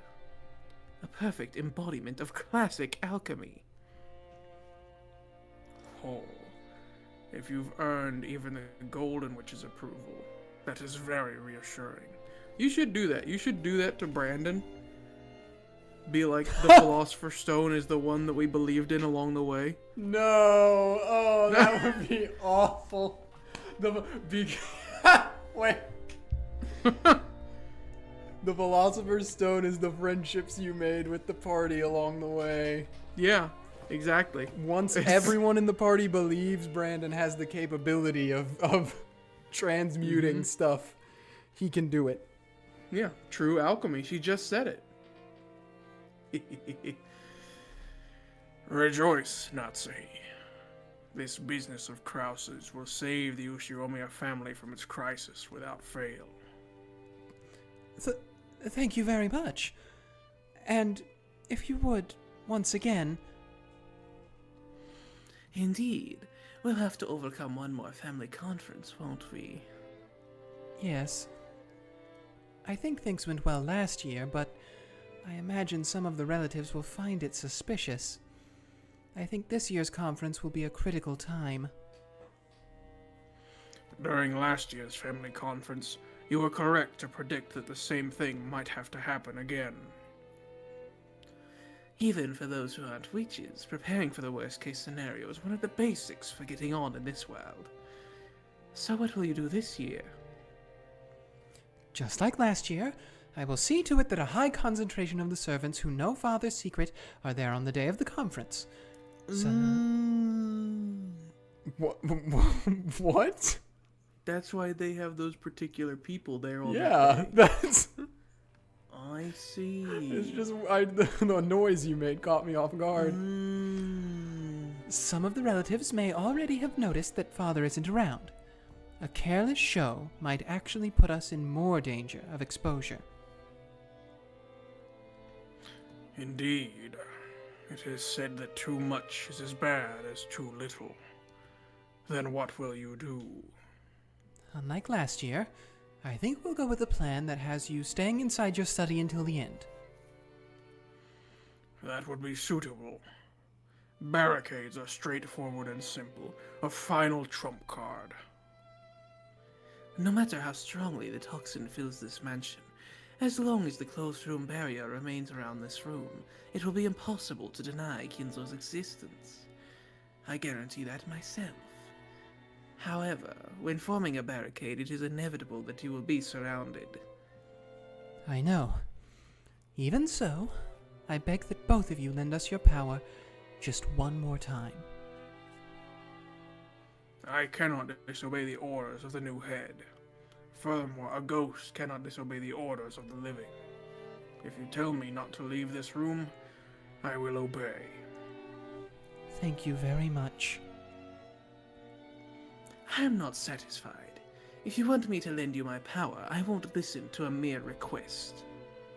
Yes, you are the family alchemist, so I won't ask you to help. I order you to help. Your magic is the one thing we can rely on. Use that power to create an illusion of Father just one more time. Very well. I hear and obey. I find your confidence quite pleasing. Bye! Bye-bye. From the shadows of the study, Battler watched the exchange between these three. I see. So we made it to this year's family conference. Grandfather was in a bad mood, so he shut himself in his study and didn't appear in front of anyone.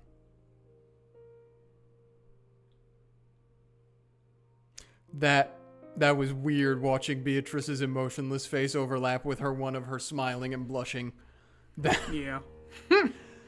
Natsuhi spoke boldly about how she would somehow overcome this year's crisis and protect the Ushiromiya family's honor until the end, while Kinzo praised her, saying that her plan looked promising.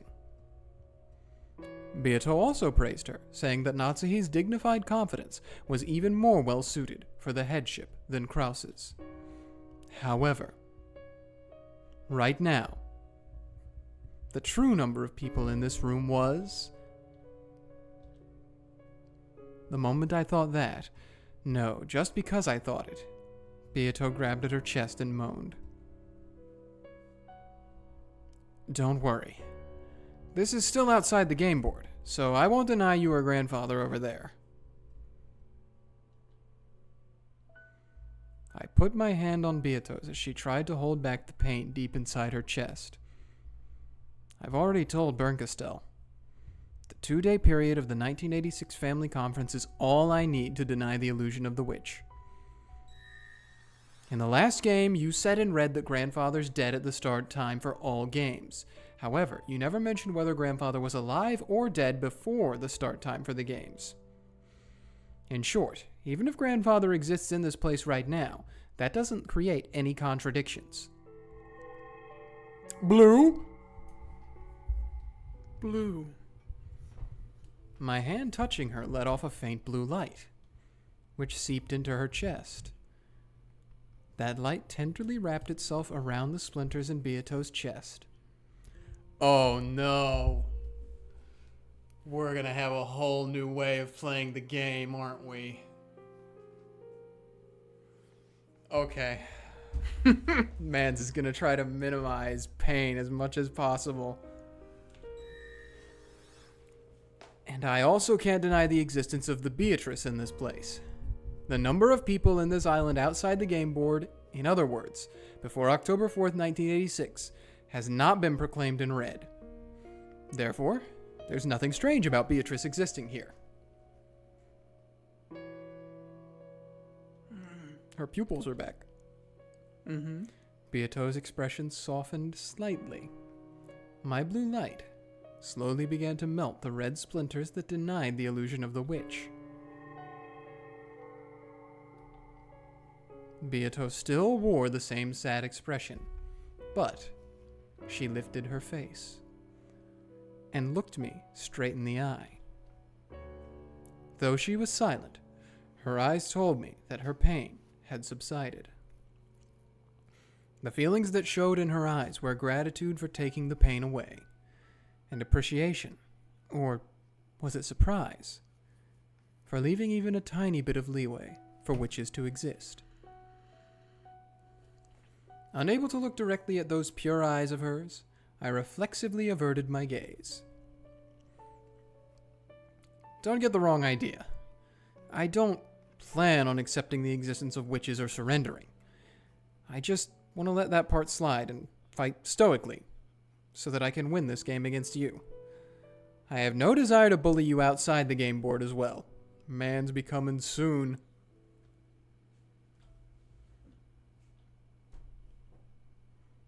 Beato hung her head. I was still facing away from her.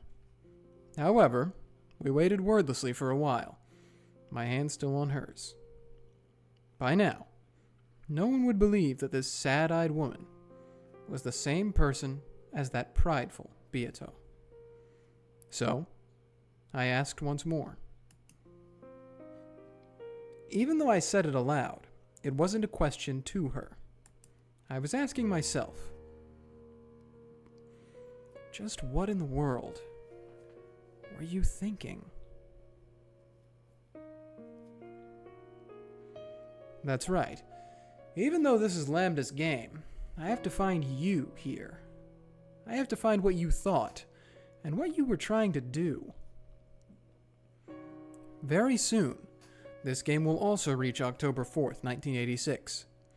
The 5th game will finally begin, and this time, I'll reach the end. The end of that journey. I'm not worried about the surface level stuff, like murders and tricks. What did you, the Golden Witch Beatrice, think? And why did you do what you did? What were you hoping for? That's what I'm gonna find out. That's right. I already know how I can reach the end of that journey. It's been made clear to me since the very beginning. This time, I'll spin the chessboard around. I'll read this tale not from my side, but from yours.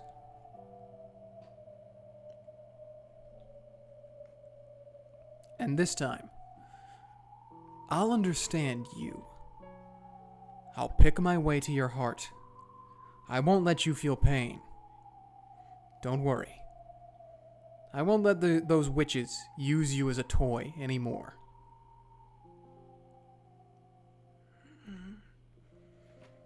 Beato looked up at me again and gave a small nod. That's right. The position of Game Master might have been snatched up by Lambdadelta. However, as long as I continue this contest with the intent of fighting against Beato, our fight will continue no matter who controls the game board. Very soon, the curtain will rise on our game.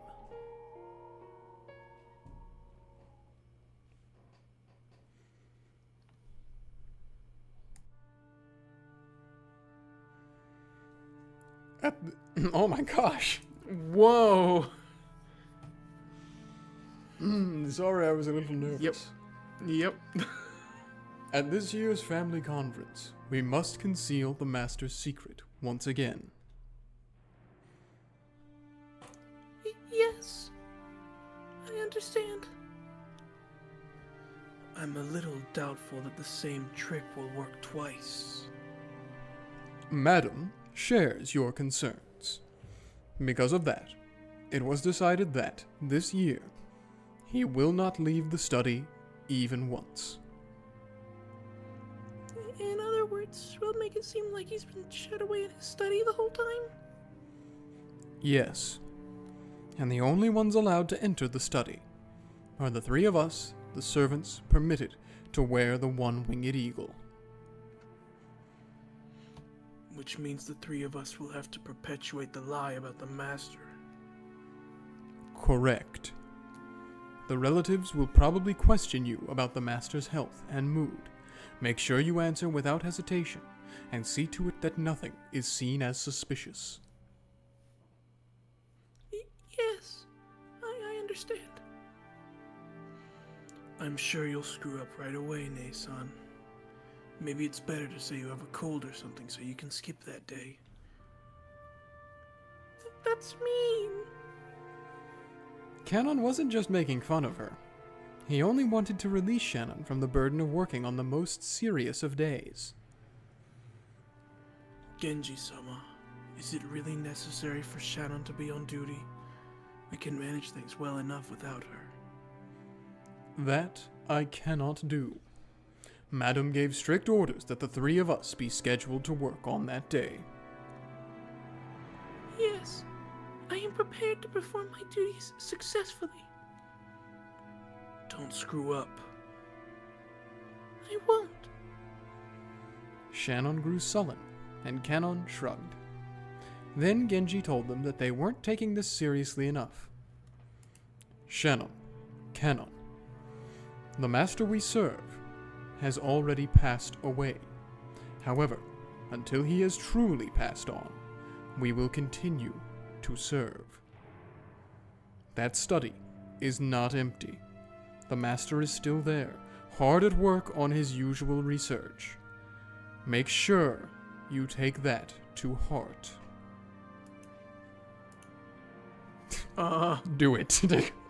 Yes, Genji-sama. Okay, there you go. The combined dialogue's always a treat. Mm-hmm. Where the heck is this? Oh, you know. The father has already passed away. Well, so much for that plan, huh? Yep. That's insane. No, I think this is the siblings theorizing so that they can try to get their upper hand. I hope you're right. It'd be crazy if they're like, I have definitive proof. Yep, we got it. It's we have pictures. Settle down. It's only a possibility. Yep. It's well known that Takeda Shingen said in his last will that his death was to be kept a secret for 3 years. Thank you, Hideyoshi, once again for being literally me. Know about that?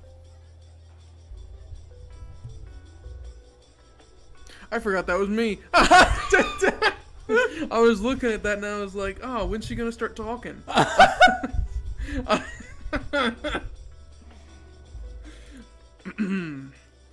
Is that how it went? My Japanese history isn't so great. At the time, Takeda was in the middle of a war with Oda and Tokugawa.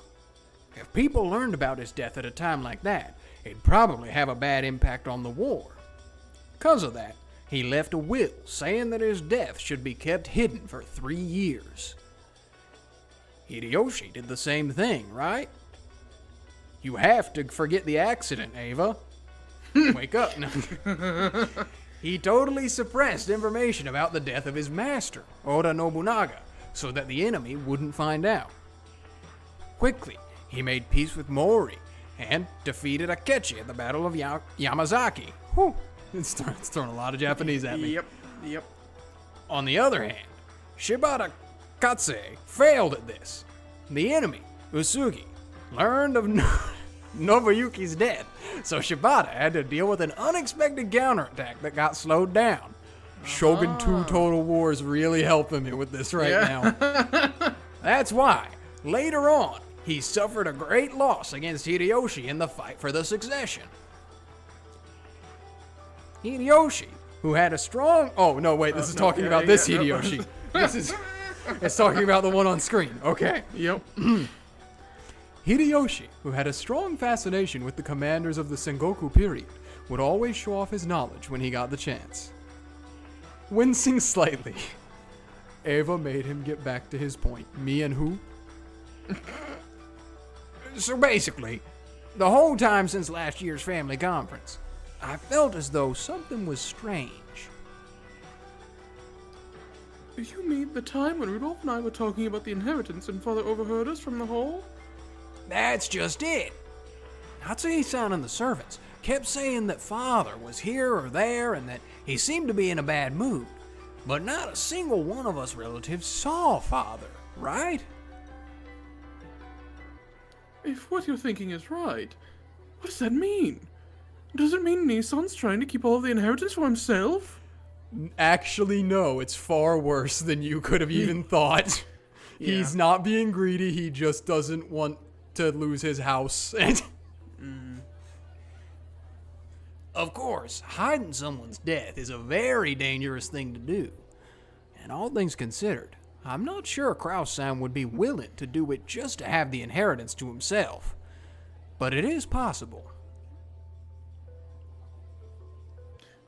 Well, it's true that Nissan has always been greedy. He always used to take things that were meant for all the siblings, keeping them all for himself. Kraus-san is supposed to be the richest of the siblings. Kraus-san's scheming to keep the inheritance all to himself to the point of accepting the risk of hiding father's death? Sounds a tad unbelievable to me. Even so, last year's family conference was so strange, I can't help but wonder. Do you think if Kraus told the truth and was like, I'm boned, like, this is what I need to happen in order for everything to be okay, do you think that would have just worked? Or no? Well, the problem is, regardless, they wouldn't have made it past 1986. True. But, like, what if he did that in 1985 when, like, the year it happened? Like, if he just told all the siblings, Dad's dead and I'm in the worst financial straits I've ever been in. Well, it probably would still be remotely similar, because they all were in bad They all did want straits. money. Yes. So they probably would have been like, oh, let's help each other, but they would have constantly been looking for opportunities to undermine each other. Yeah. And then it still probably would have boiled to a point where they were like, if we can get him at this family conference, we'll be able to take all of their assets for ourselves and help us with our financial problem. And then it just would have been honestly, even worse. Because then it would have been actually malicious. Because they would have known that their other siblings were in horrible financial straits. Yeah. And they would have been actively harming them. Yeah. Also, hello, Sunai. Yeah, I know. We're two dudes trying to voice the whole cast of Umineko. Hey, so we aren't trying. We're on episode 5. We've been voicing the whole cast. We're still getting there. Anyways. Eva and the others were painfully aware of how reckless it would be to try and see Kinzo when he was in a bad mood. So, during last year's family conference, once they had heard about Kinzo getting into a terrible mood, they never made an attempt to contact him. That was why, to this very day, they hadn't found it suspicious that Kinzo had never appeared. It certainly is worth suspecting. But I wonder if Nissan really would do something as appalling as hiding father's death. For all his pride, that man has a coward side to him. Would he really make such a once-in-a-lifetime bet? Either way, it'd probably be a good idea to make sure we get a chance to meet with Father during this year's conference.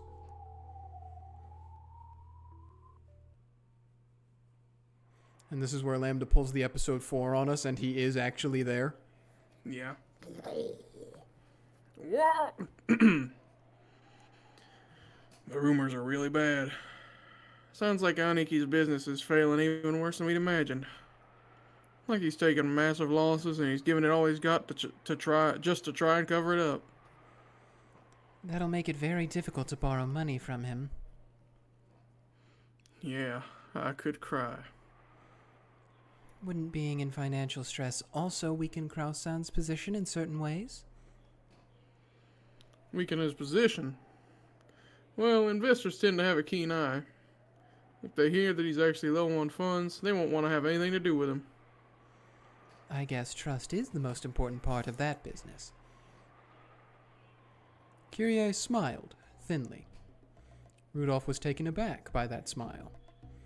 He'd figured that his plan, which involved raising money to get him out of his current mess by borrowing from the affluent Kraus, would all come to nothing now that they knew Kraus himself was in financial trouble. Fishy aroma time. Fishy aroma. Confidence in Kraus-san's abilities might be a requirement for his own businesses in the future, but it isn't necessary for our future. Are you suggesting that I blackmail him? I wouldn't want to, if it were me. For one blood sibling to take another one down is no laughing matter. Rudolph felt a shiver go up his spine at Kyrie's cold smile. At times, Kyrie was able to throw away all compassion and think in an extremely ruthless manner. Sounds like her sister. Whenever he saw that, Rudolph knew he'd never like to have her as his enemy. She did have, like, partial training in it from the Sumadero family before she ran away. I'd rather not threaten One-san, but if we had any other way to get money... If there were another way, we wouldn't be worrying. Don't you think it's a bit pathetic to waste time worrying about a problem when you have no other options? Rudolph stopped talking, folded his arms, and lowered his gaze. He still felt some of the terror he'd experienced thanks to Kraus's violence when they were young. And now, that same Kraus was the one he needed to threaten. Rudolph would also be fighting against his childhood trauma. So to give her husband a little push, Kyrie smiled reassuringly, and perhaps coldly. I've never been a fan of doing work based on trust. It takes hard work to build up trust, but only an instant to lose it. There's no less profitable investment. You're right. All the trust in the world isn't worth a good banknote. Even though Kraus-san has been taking on massive loans, he ought to be capable of gathering enough money to buy us some time. Of course, he'd probably be forced to cash in all the trust he's built up so far. This is gonna get ugly. We'll have to prepare sufficiently. We haven't been given any time or room for failure. Isn't that right? Among my Kyoto friends, I know a few who are talented at this sort of investigation. I'd rather not be indebted to people like that. But do you want to try meeting them? You can't expect people like that to offer you receipts, but I'm sure they'll dig up something that makes them worth the investment.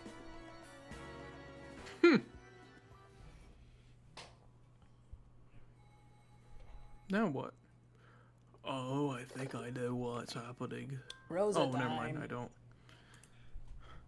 Yes? Maria is doing well too.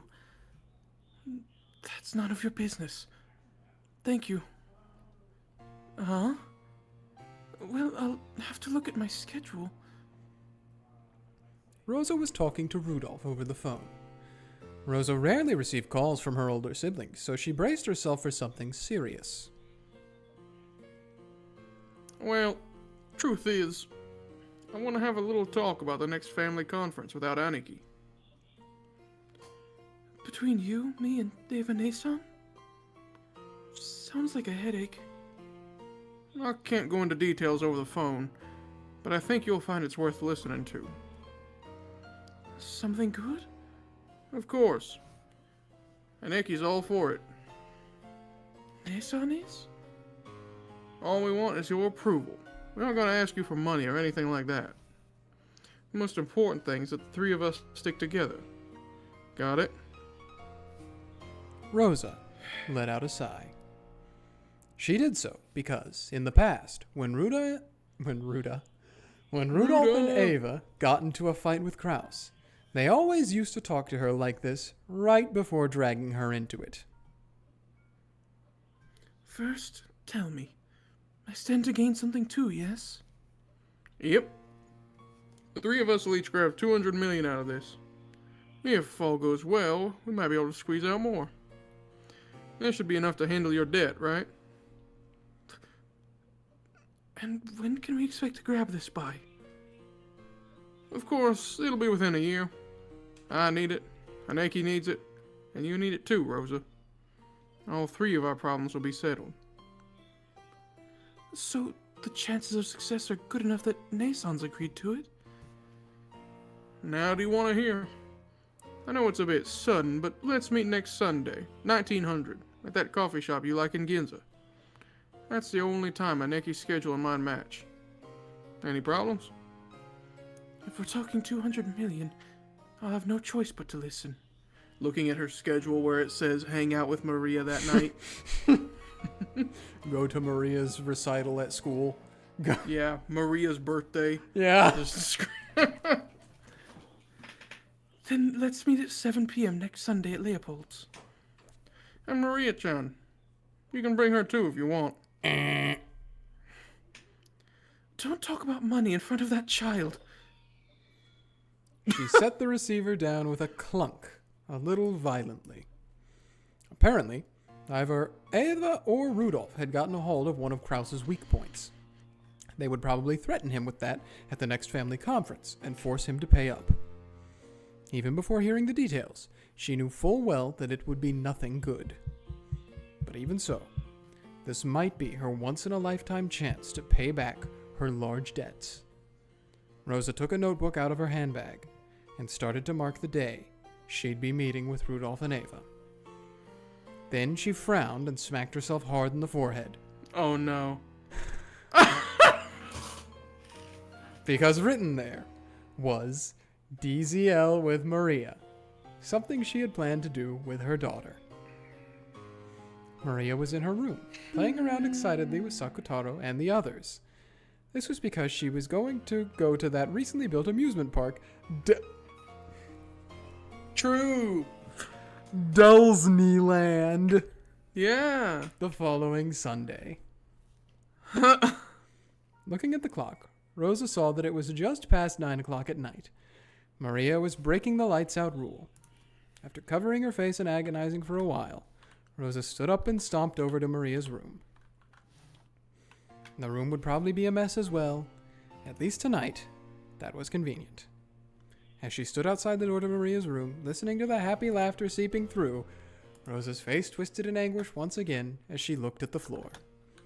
Then, when she raised her head again, her brow was furrowed, and her face had become an ugly expression of anger. Oh, what in the world? What? It's like 25-minute drive to get to Ginza from Tokyo Disneyland. Can't do it. Can't. I was gonna say, Can't like, do at it. first, I wasn't familiar with where Disneyland was on Japan or where Ginza was. I was like, that's probably like, hours, right? No, 24 it. minutes. Okay. It's 1986. They didn't have roads. True. But her name is Rosa.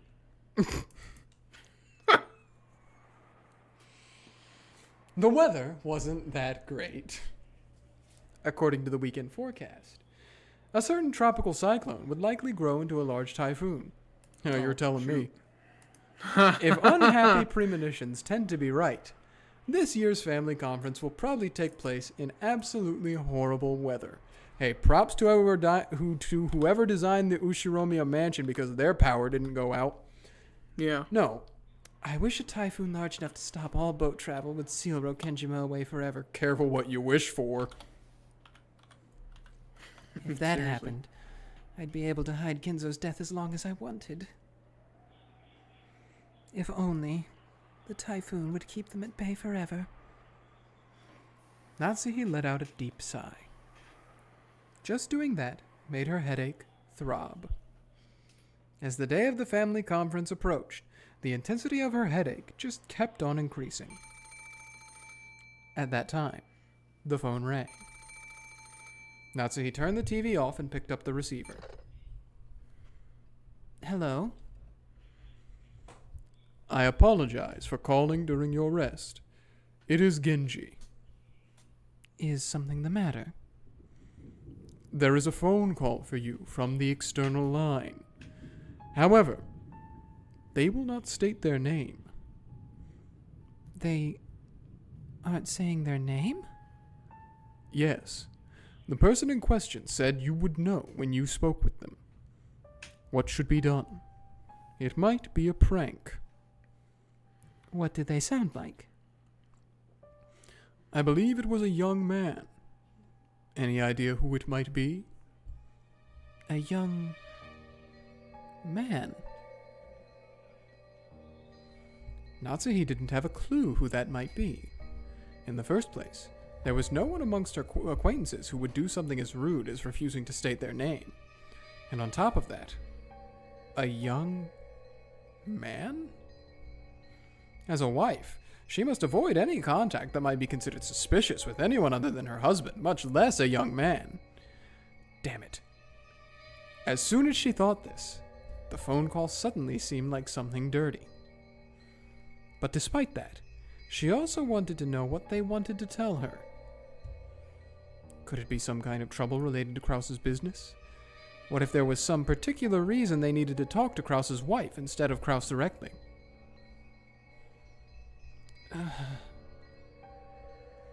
No matter what it is. Oh, No matter what it is, it's my duty as a wife to listen and report to Krause. If it's some bizarre threat, I just have to firmly refuse and inform Krause that I received such a phone call. If it's something offensive, I just have to tell Genji to never send me anonymous calls again. As Natsuhi thought this, just as Genji was suggesting that he hang up on the man as though that's what she'd naturally choose, she told him to connect her to this person. She then set the receiver down. After a short while, the phone rang again. Hello. This wasn't the internal line. It was the external phone line, which Genji had redirected to her. So it should already have been connected directly with the mysterious man.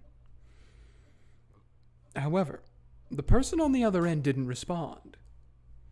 Not liking this at all, Natsuhi spoke one more time, sounding displeased.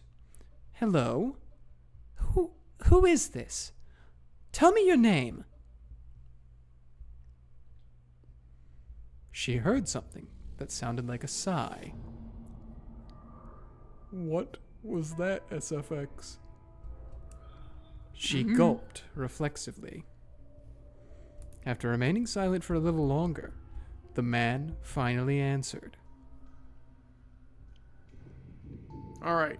This This is essentially a new character, so we're gonna go ahead and dispense the role. However, this is like not gonna count. So you get this one and the next one, okay? Okay. Okay. I have no idea who this is. Young man. Creepy young man is probably the best way. Or maybe Okay. not creepy. They're malicious. I don't know how you want to put it. Something Been like a that. long time, huh? Yeah. That was the first time the man had spoken. Just how long has it been? How many years? What are you talking about? Who are you? The voice certainly did sound like a young man's, but it's hard to learn much about someone just by their voice over the phone. It sounded like a young man, but it might actually be a middle school-aged boy, or a man in his prime who still had a youngish voice. No, wait. It might be too soon to even be sure this is a male. However, one thing was certain. Natsuhi could think of no one who would speak to her in an overtly familiar manner like this. It'd be easy for me to tell you my name, but that would make me very sad. I don't know what you're talking about. Who are you? And what business do you have with me? If you can't tell me that, I'm not interested. I'm hanging up. What I want is for you to remember. And what is it that you're telling me to remember? I don't know you, so I have nothing to remember. Please do not say that. I am your child, am I not?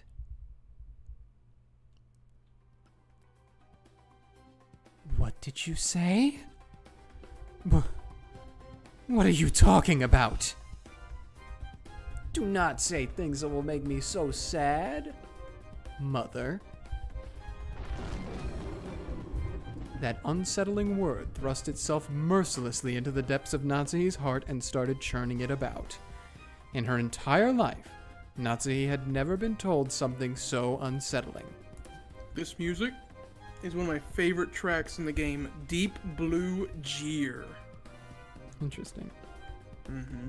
In her bewilderment, Natsuhi felt her heart beat so loudly that it felt like it would explode.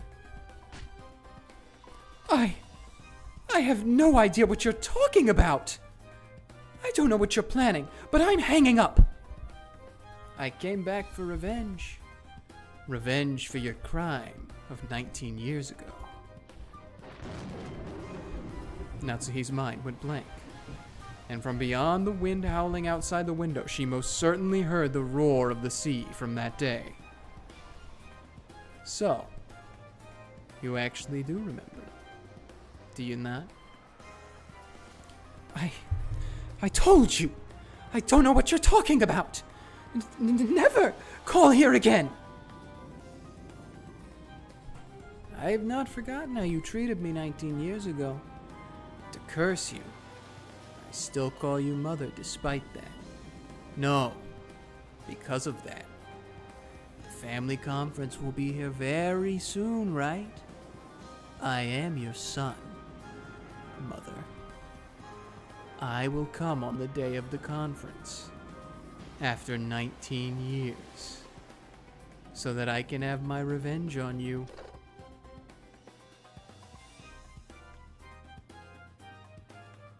Breathing so hard her shoulders heaved, Natsuhi slammed the receiver down and hung up. Then she hit the phone violently, knocking the receiver off, so that no more calls would come through it. I can hear the roar of the sea. That voice I hear from beyond the howling wind is certainly... Even if I cover my ears, the headache won't...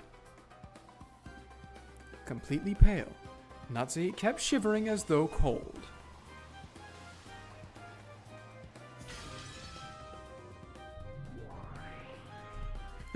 Lambda, are you there? Yes, I'm here. I'm anywhere you want me to be, Bern. Then crawl into the cupboard under the kitchen floor. Or in a jar of riced bran paste, if you like. Cool, you're gonna dip me in bean paste and bite into me? But then I'd rather you dip me in honey. In return, I'll cook you in sugar water. Okay, you two, calm down. We're losing the plot. At least make it sweet soy sauce with sweet sake. So what's up? You gonna make me repeat something? That's right. Is Natsuhi's phone conversation here real? Lambdadelta grinned unpleasantly, as though sizing Bernkastel up. She was probably trying to tease Bern for making that demand. You refuse to repeat it. Well now, should I refuse or should I respond? As the game master, that's up for me to decide, and I get to make the decision anytime I want.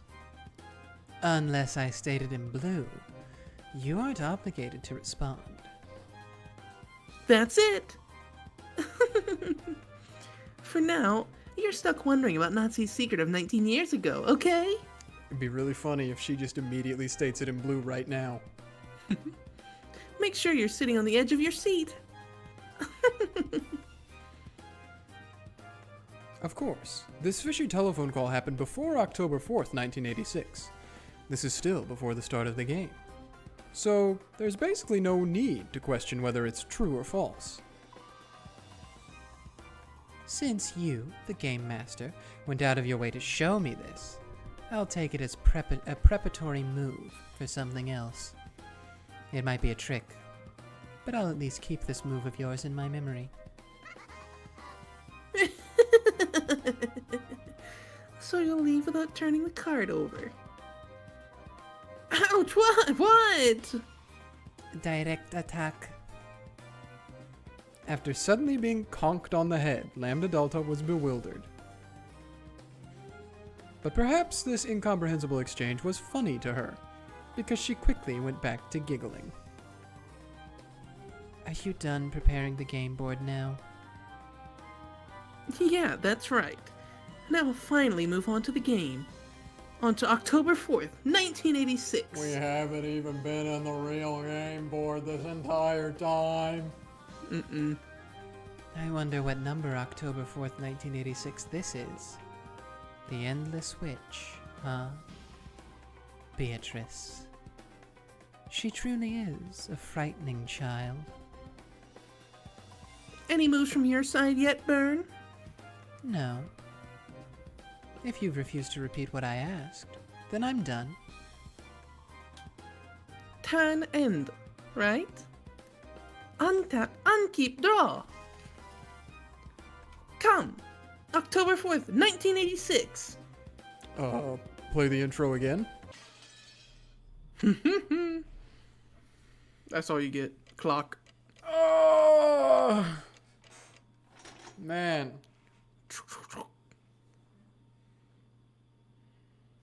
There's so 11. much lore. Yeah. Well, we have a little bit. The first day, of October 4th, first 1986. day. We have a little bit of time, but certainly not enough to get through another chapter. Probably what are you not. thinking? I mean, I could keep going. It's up to you. We can go for a little while longer. Okay. Yeah. Let's see. We'll just see what happens. Okay. This rose garden really is a masterpiece. It's gotten even more awesome than it was 6 years ago. You're so lucky to have this as your yard. Are you kidding? For me, it just makes it a longer walk to the harbor, and that's a real pain. No, even Jessica, even if the rose garden wasn't there, that land would still be there, and you would still have to walk over it to get to the harbor.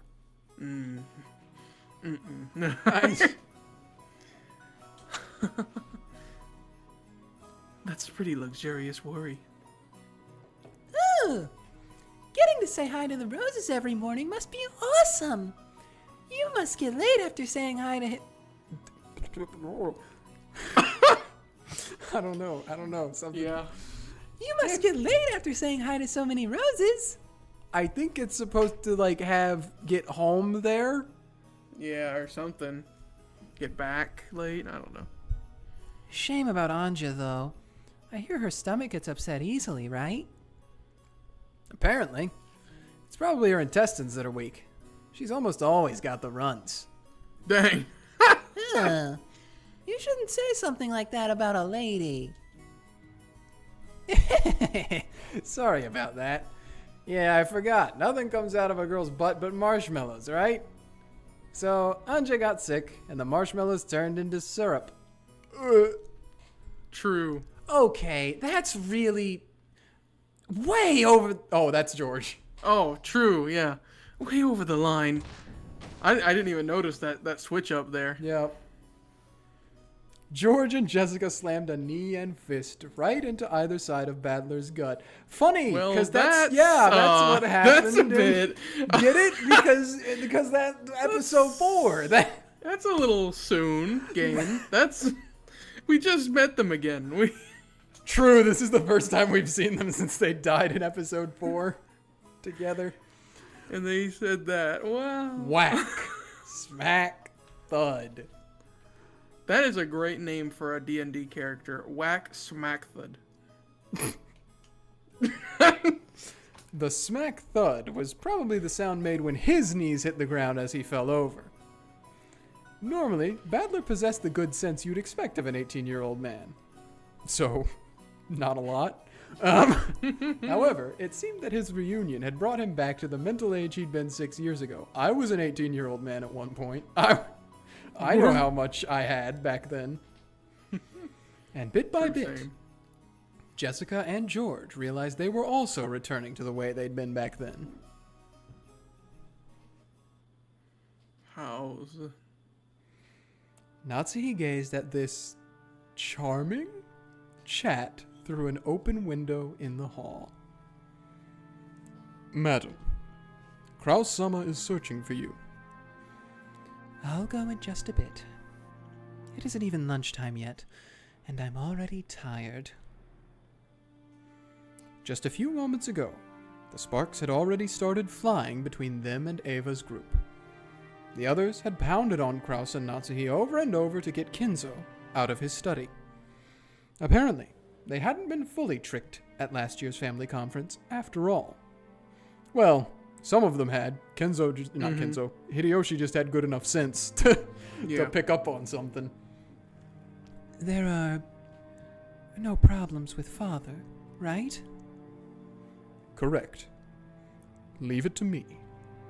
Shannon and Cannon are also fully prepared to handle today's arrangements. Kumasawa is a good liar, so I'm not worried about her. But I am a little concerned about Dr. Nanjo. I get the feeling he's bad at hiding things. Leave that to me. I intend to support Dr. Nanjo from nearby as much as possible. It's so reassuring to have you there. It truly does help a lot. Without your strength, we wouldn't be able to succeed. I am honored by your words. Wow. Don't worry. The closed room barrier on the study is perfect. As long as the barrier remains unbroken, no one will be able to expose Kinzo's secret. That is how barriers tend to work. Corneo! Yes, I understand. Still, you heard that conversation in the parlor just now, didn't you? Indeed. It seems that some considerable suspicions were aroused last year. The terrible toxin has accumulated and is being spread all around. It seems this year's conference really will be crucial. We might be able to overcome this year somehow, but there is such a thing as pushing our luck. It's probably best to assume that next year won't be manageable. So let's start killing people! Yes. Are you... Okay.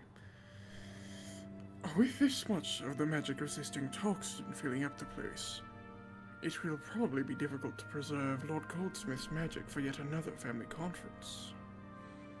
Who are you? That's really funny, because I was sitting there and I was like, how did he show up? When did he become part of this? And I thought that something had happened before. Nope. Oh, no need to be surprised. This man serves as my head furniture. Greetings, Madam Natsuhi. My name is Ranove. It is a pleasure to meet you. This man's reliable. He's also helping to protect the closed room barrier. Is that so? I am Ushiromi Natsuhi. I thank you for your cooperation. Of course, madam. I will be aiding you from the magic world. Please rely on me. Ah! In that case, I guess I'll introduce myself next. Hi, Riche. Long time no see. Ah, Gap! I'm glad to see you're here as well. Well, I only came to have some fun. If you need an extra hand, let me know. Nice to meet you, madam. This is the first time I've said hello, but I'm always right by anyone's side. Capia is quite the prankster. Remember that headache medicine you dropped on the floor of your room and lost as you were getting dressed? Gap was the one behind that. Whenever you set something small down somewhere but can't find it later, it's always a good idea to suspect that it's one of her pranks. Damn you, woman. Long ago, she used to tease me all the time. Is that so? In any event, this is the Ushiromiya mansion. As long as you are here, you will obey us. You understand, correct? Of course. We understand. Think of me as a Genji of the magic world, and give me orders whenever you wish. That's a new sprite. Look at him, he's messing around with his ascot. He's a dapper. Yeah. And even I know how a guest is supposed to act. I would let the landlord lose face. You can count on Runaway and Gap. However, the magic world and the human world are two different sides of the same coin. I understand. Of course, I will do all I can in the human world. Let's work together and protect Father's secret. Indeed. Oh. This happens every time. Looks like we won't get anywhere until the next day. Well, sure. October 4th is like a prep turn for me. If you don't feel like doing anything, why don't you just sit around until October 5th? I'll call you after the first 6 die. Of course, that was an incredibly irritating way to put it. The fight won't start until the crime occurs. However, waiting for the crimes to start would mean turning a blind eye towards the murders of the first Twilight. In other words, it would be the same as being content with the fact that 6 people would die. And also there might be information in there that you might want to know, Battler, in between the now and the death. Did you know? They say that in chess, the player who moves first is twice as likely to win. Although that can change as the tactics of the match progress. Don't they say the second player has a much better chance at a draw? Even I know the phrase, the first to strike wins. So what are you trying to say? This is why you're so incompetent. Hey, no one gets to call me that except for... Seriously. Are you listening, Battler? There do exist puzzles that can be solved even on October 4th. Know which one I mean? You don't mean... No, but... Well, watch and see, Battler the Incompetent.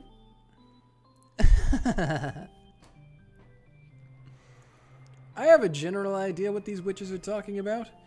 I've tried solving it several times myself in the past, but I still haven't found anything resembling an answer. 19th person thing? On the contrary, I can't even understand why that puzzle exists. That's right. The reason it exists. Why did Beato prepare a puzzle like this in the first place? We all discussed it together from time to time in past games. However, I've started to avoid thinking about it, under the assumption that there's no point in trying to solve a riddle that can't be solved. This time, I should change my viewpoint. I shouldn't just focus on the surface level stuff, like the truth of the riddle and how to solve it. What's more important is why that riddle was set up in the first place and displayed for us to see. That's what I should be thinking about. And the one proposing that riddle is Beatrice. Oh, just the epitaph in general? Yes. Even if I can't solve it, I should be able to try and figure out what Beato was thinking when she showed it to us. Okay. This time, I'm spinning the chessboard around. The witches keep calling me incompetent. Let them laugh. They aren't my enemies. I'm continuing our match, Beato.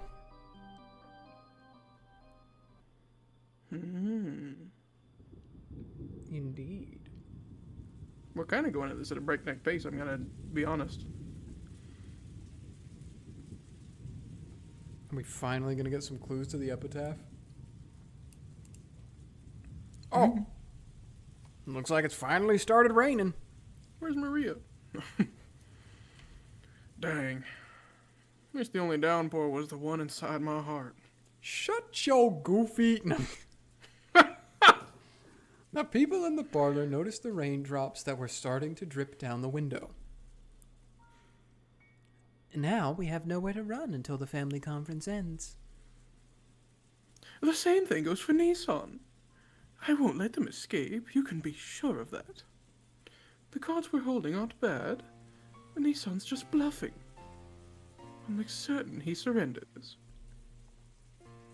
Well, there's more to a deal than making your opponent lose. You gotta get a pitfall ready. Praise them a bit and convince them to stand on it of their own accord. Hideyoshi-san's right. We pressed them a bit too hard last time, Evane-san. That was perfectly reasonable considering it's Nissan we're dealing with. Looks like Rose has fallen asleep. She was complaining about how early she woke up this morning. Well, I guess there's nothing wrong with taking a nap. There's a chance we might be forced to spend all night on this. Getting a nap in now is probably a smart idea. Out of consideration for Rosa, who'd fallen asleep on a sofa, the others quietly left the parlor. Wow, really? Unaware no, of this, we're Rosa moving slept. really quickly, I think, Yeah? through the chapter. This time, Rosa's sleeping through, leaving Maria out in the rain, which means True. who's going to get Maria? After telling Maria to just stay where she was after that tantrum over not being able to find her rose, Rosa slept, unaware of the rain that had started to fall. Dang it. Hate you, Rosa. Mm-hmm. There's our girl. Mm-hmm. The rain poured down as though it had been saving up for this moment. Of course, Maria noticed the rain had started falling and was soaking her to the bone. However, that just made her even more stubborn. Sorry. What? Never mind. Unable to find the poor, slightly unhealthy rose that she herself had marked, she just couldn't stand having that search be interrupted by something like the rain. This has never really been 100% explained either. The whole missing rose thing. That's true. I mean, the without love it cannot be seen kind of partially explains it, but still. There's a handful of theories you could put on this one Yeah. because the rose, for the most part, is not observed for a while. Yeah. So, the more the rain fell on Maria, the more stubborn she grew. As she wandered through the rose beds, as she did, from behind Maria's back came a patter, patter. The sound of approaching footsteps. Then, the footsteps landed in a puddle, making a small splashing sound, and Maria finally heard. However, even the slight distraction of that sound irritated her, and Maria ignored it. Hello. Is this... Okay. Is it the rat? Maria turned around, bewildered. I was wondering when she was going to show up. After all, that voice was one she didn't recognize at all. On the sealed-off Rokkenjima, that voice belonged to no person she knew. I got an achievement. You did? You are not alone. Something's different this time. There's a 19th person. Cross-sama. Evie. Madam, I was looking for you. Something important has come up. Kraus and Natsuhi had been privately discussing what should be done next in a deserted corridor on the 3rd floor. Genji had searched everywhere for them. What is it? It must be something more urgent than a few sheets getting soaked in the rain. What is it? Has some sort of blunder been made? A short while ago, someone arrived at the mansion, claiming to have drifted here after an accident at sea. Kraus and Natsuhi couldn't help but go wide-eyed and stare at each other. This was the first time they'd ever heard of someone coming to this island uninvited. Someone drifted here. Is that true? The poor thing. Treat this person politely, like a guest. What are they doing now? Dr. Nanjo is performing an examination. He hasn't finished yet, but from what I could tell by looking, the drifter seemed tired, but uninjured. Thank goodness. Natsuhi and I are having an important conversation right now. When it's over, we will go to check on this person. Please tell this drifter that we want them to feel at home. Certainly. When Genji bowed deeply and started to leave, Natsuhi called him to a stop. Genji stopped walking, and Natsuhi jogged up to him. Genji, is this drifter a man? No. She is a young woman, about the same age as Milady. A woman? I see. Very well. Back to your work.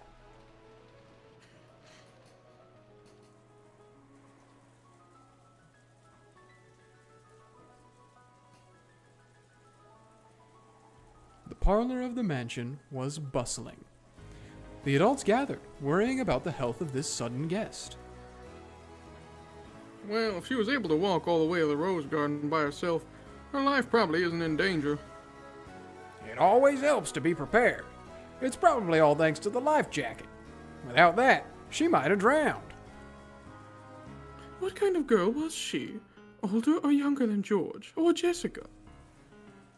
She was younger than Jessica. She wore a life jacket and a swimsuit. It looked like she was all tired out. If she washed up somewhere near the harbor, that must have been a rare bit of luck amid disaster. It would have been terrible if she'd landed on the opposite side of the island. Nope. Still, you have to feel sorry for her. With this weather, the boats won't be coming. I imagine she'll also be stuck on this island all day tomorrow. At that moment, the door clunked open, and everyone looked in that direction. What in the world? Would anyone like some tea? It was Goda and Kanon, with the latter pushing a serving cart laden with a tea set. Goda understood well that doing a little extra at times like this would earn him points. He is so good at showing up when we're expecting anything else. Yeah. The relatives, hungry for information, crowded around Goda. He ordered Kanon to serve the tea and became the sole object of the relatives' attention. Goda-san, how's that kid doing? Does it look like she's okay? Oh, well, I don't know about that.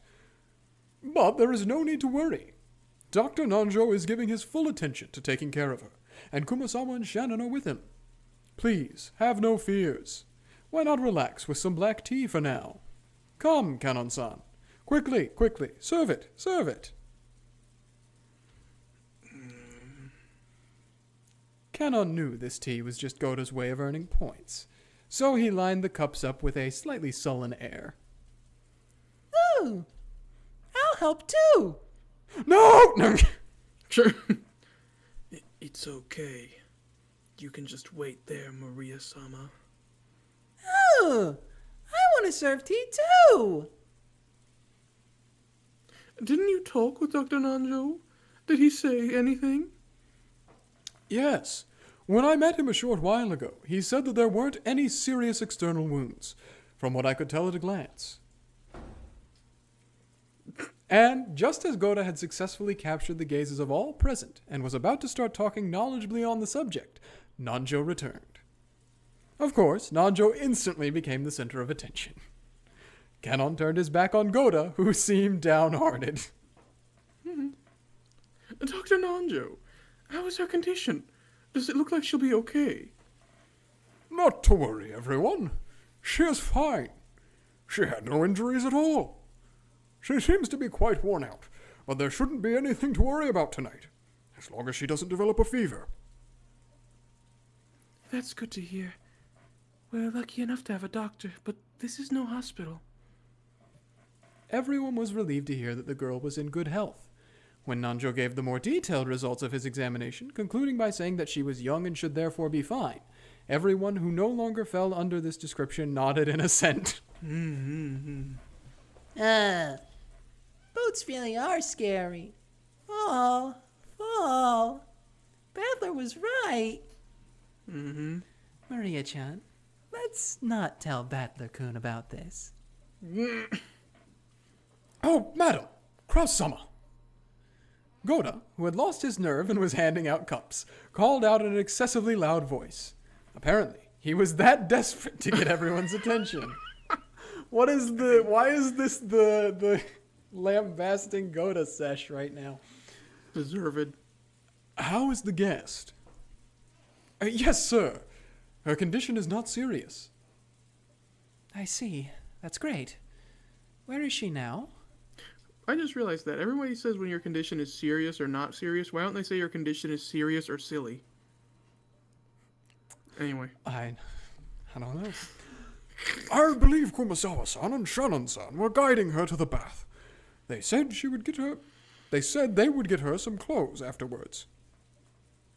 In that case, they'll probably arrive here soon. Everyone, this may be the day of the family conference, but we have a guest brought here by an unfortunate accident. She wasn't invited, but I want you all to welcome her. Who could disagree with that? I'm all for it. Same here. Didn't Mom always tell us to be nice to girls?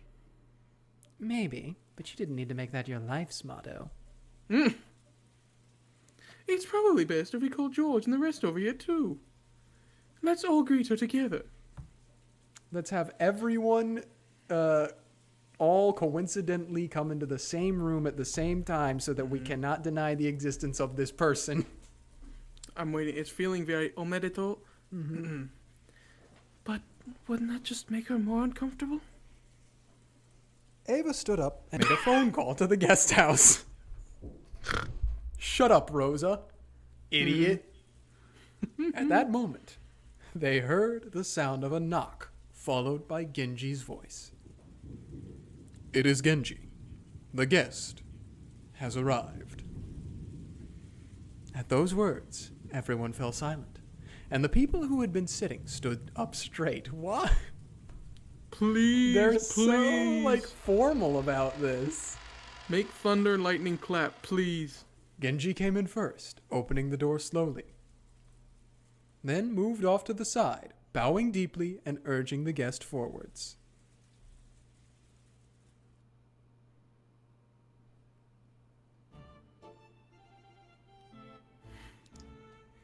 The guest had Shannon and Kumasawa following by her side, and even after seeing the large number of relatives waiting for her in the parlor, she didn't seem overawed in the slightest. Just this single point showed that this girl possessed a dignity appropriate for a guest invited in by the Ushiromiya family. Furudo-sama, allow me to introduce you.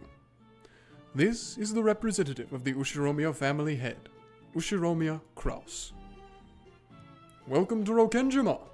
Though you arrived due to an accident, you are a guest of the family. We welcome you. Please, make yourself at home and relax however you please.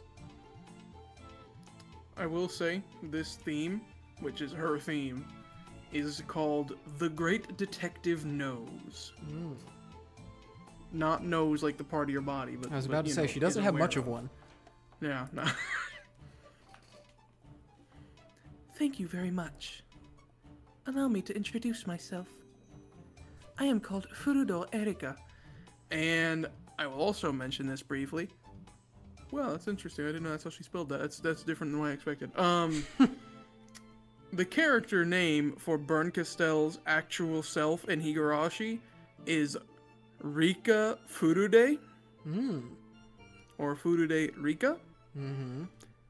Anyway. So this is the Bernkastel self-insert.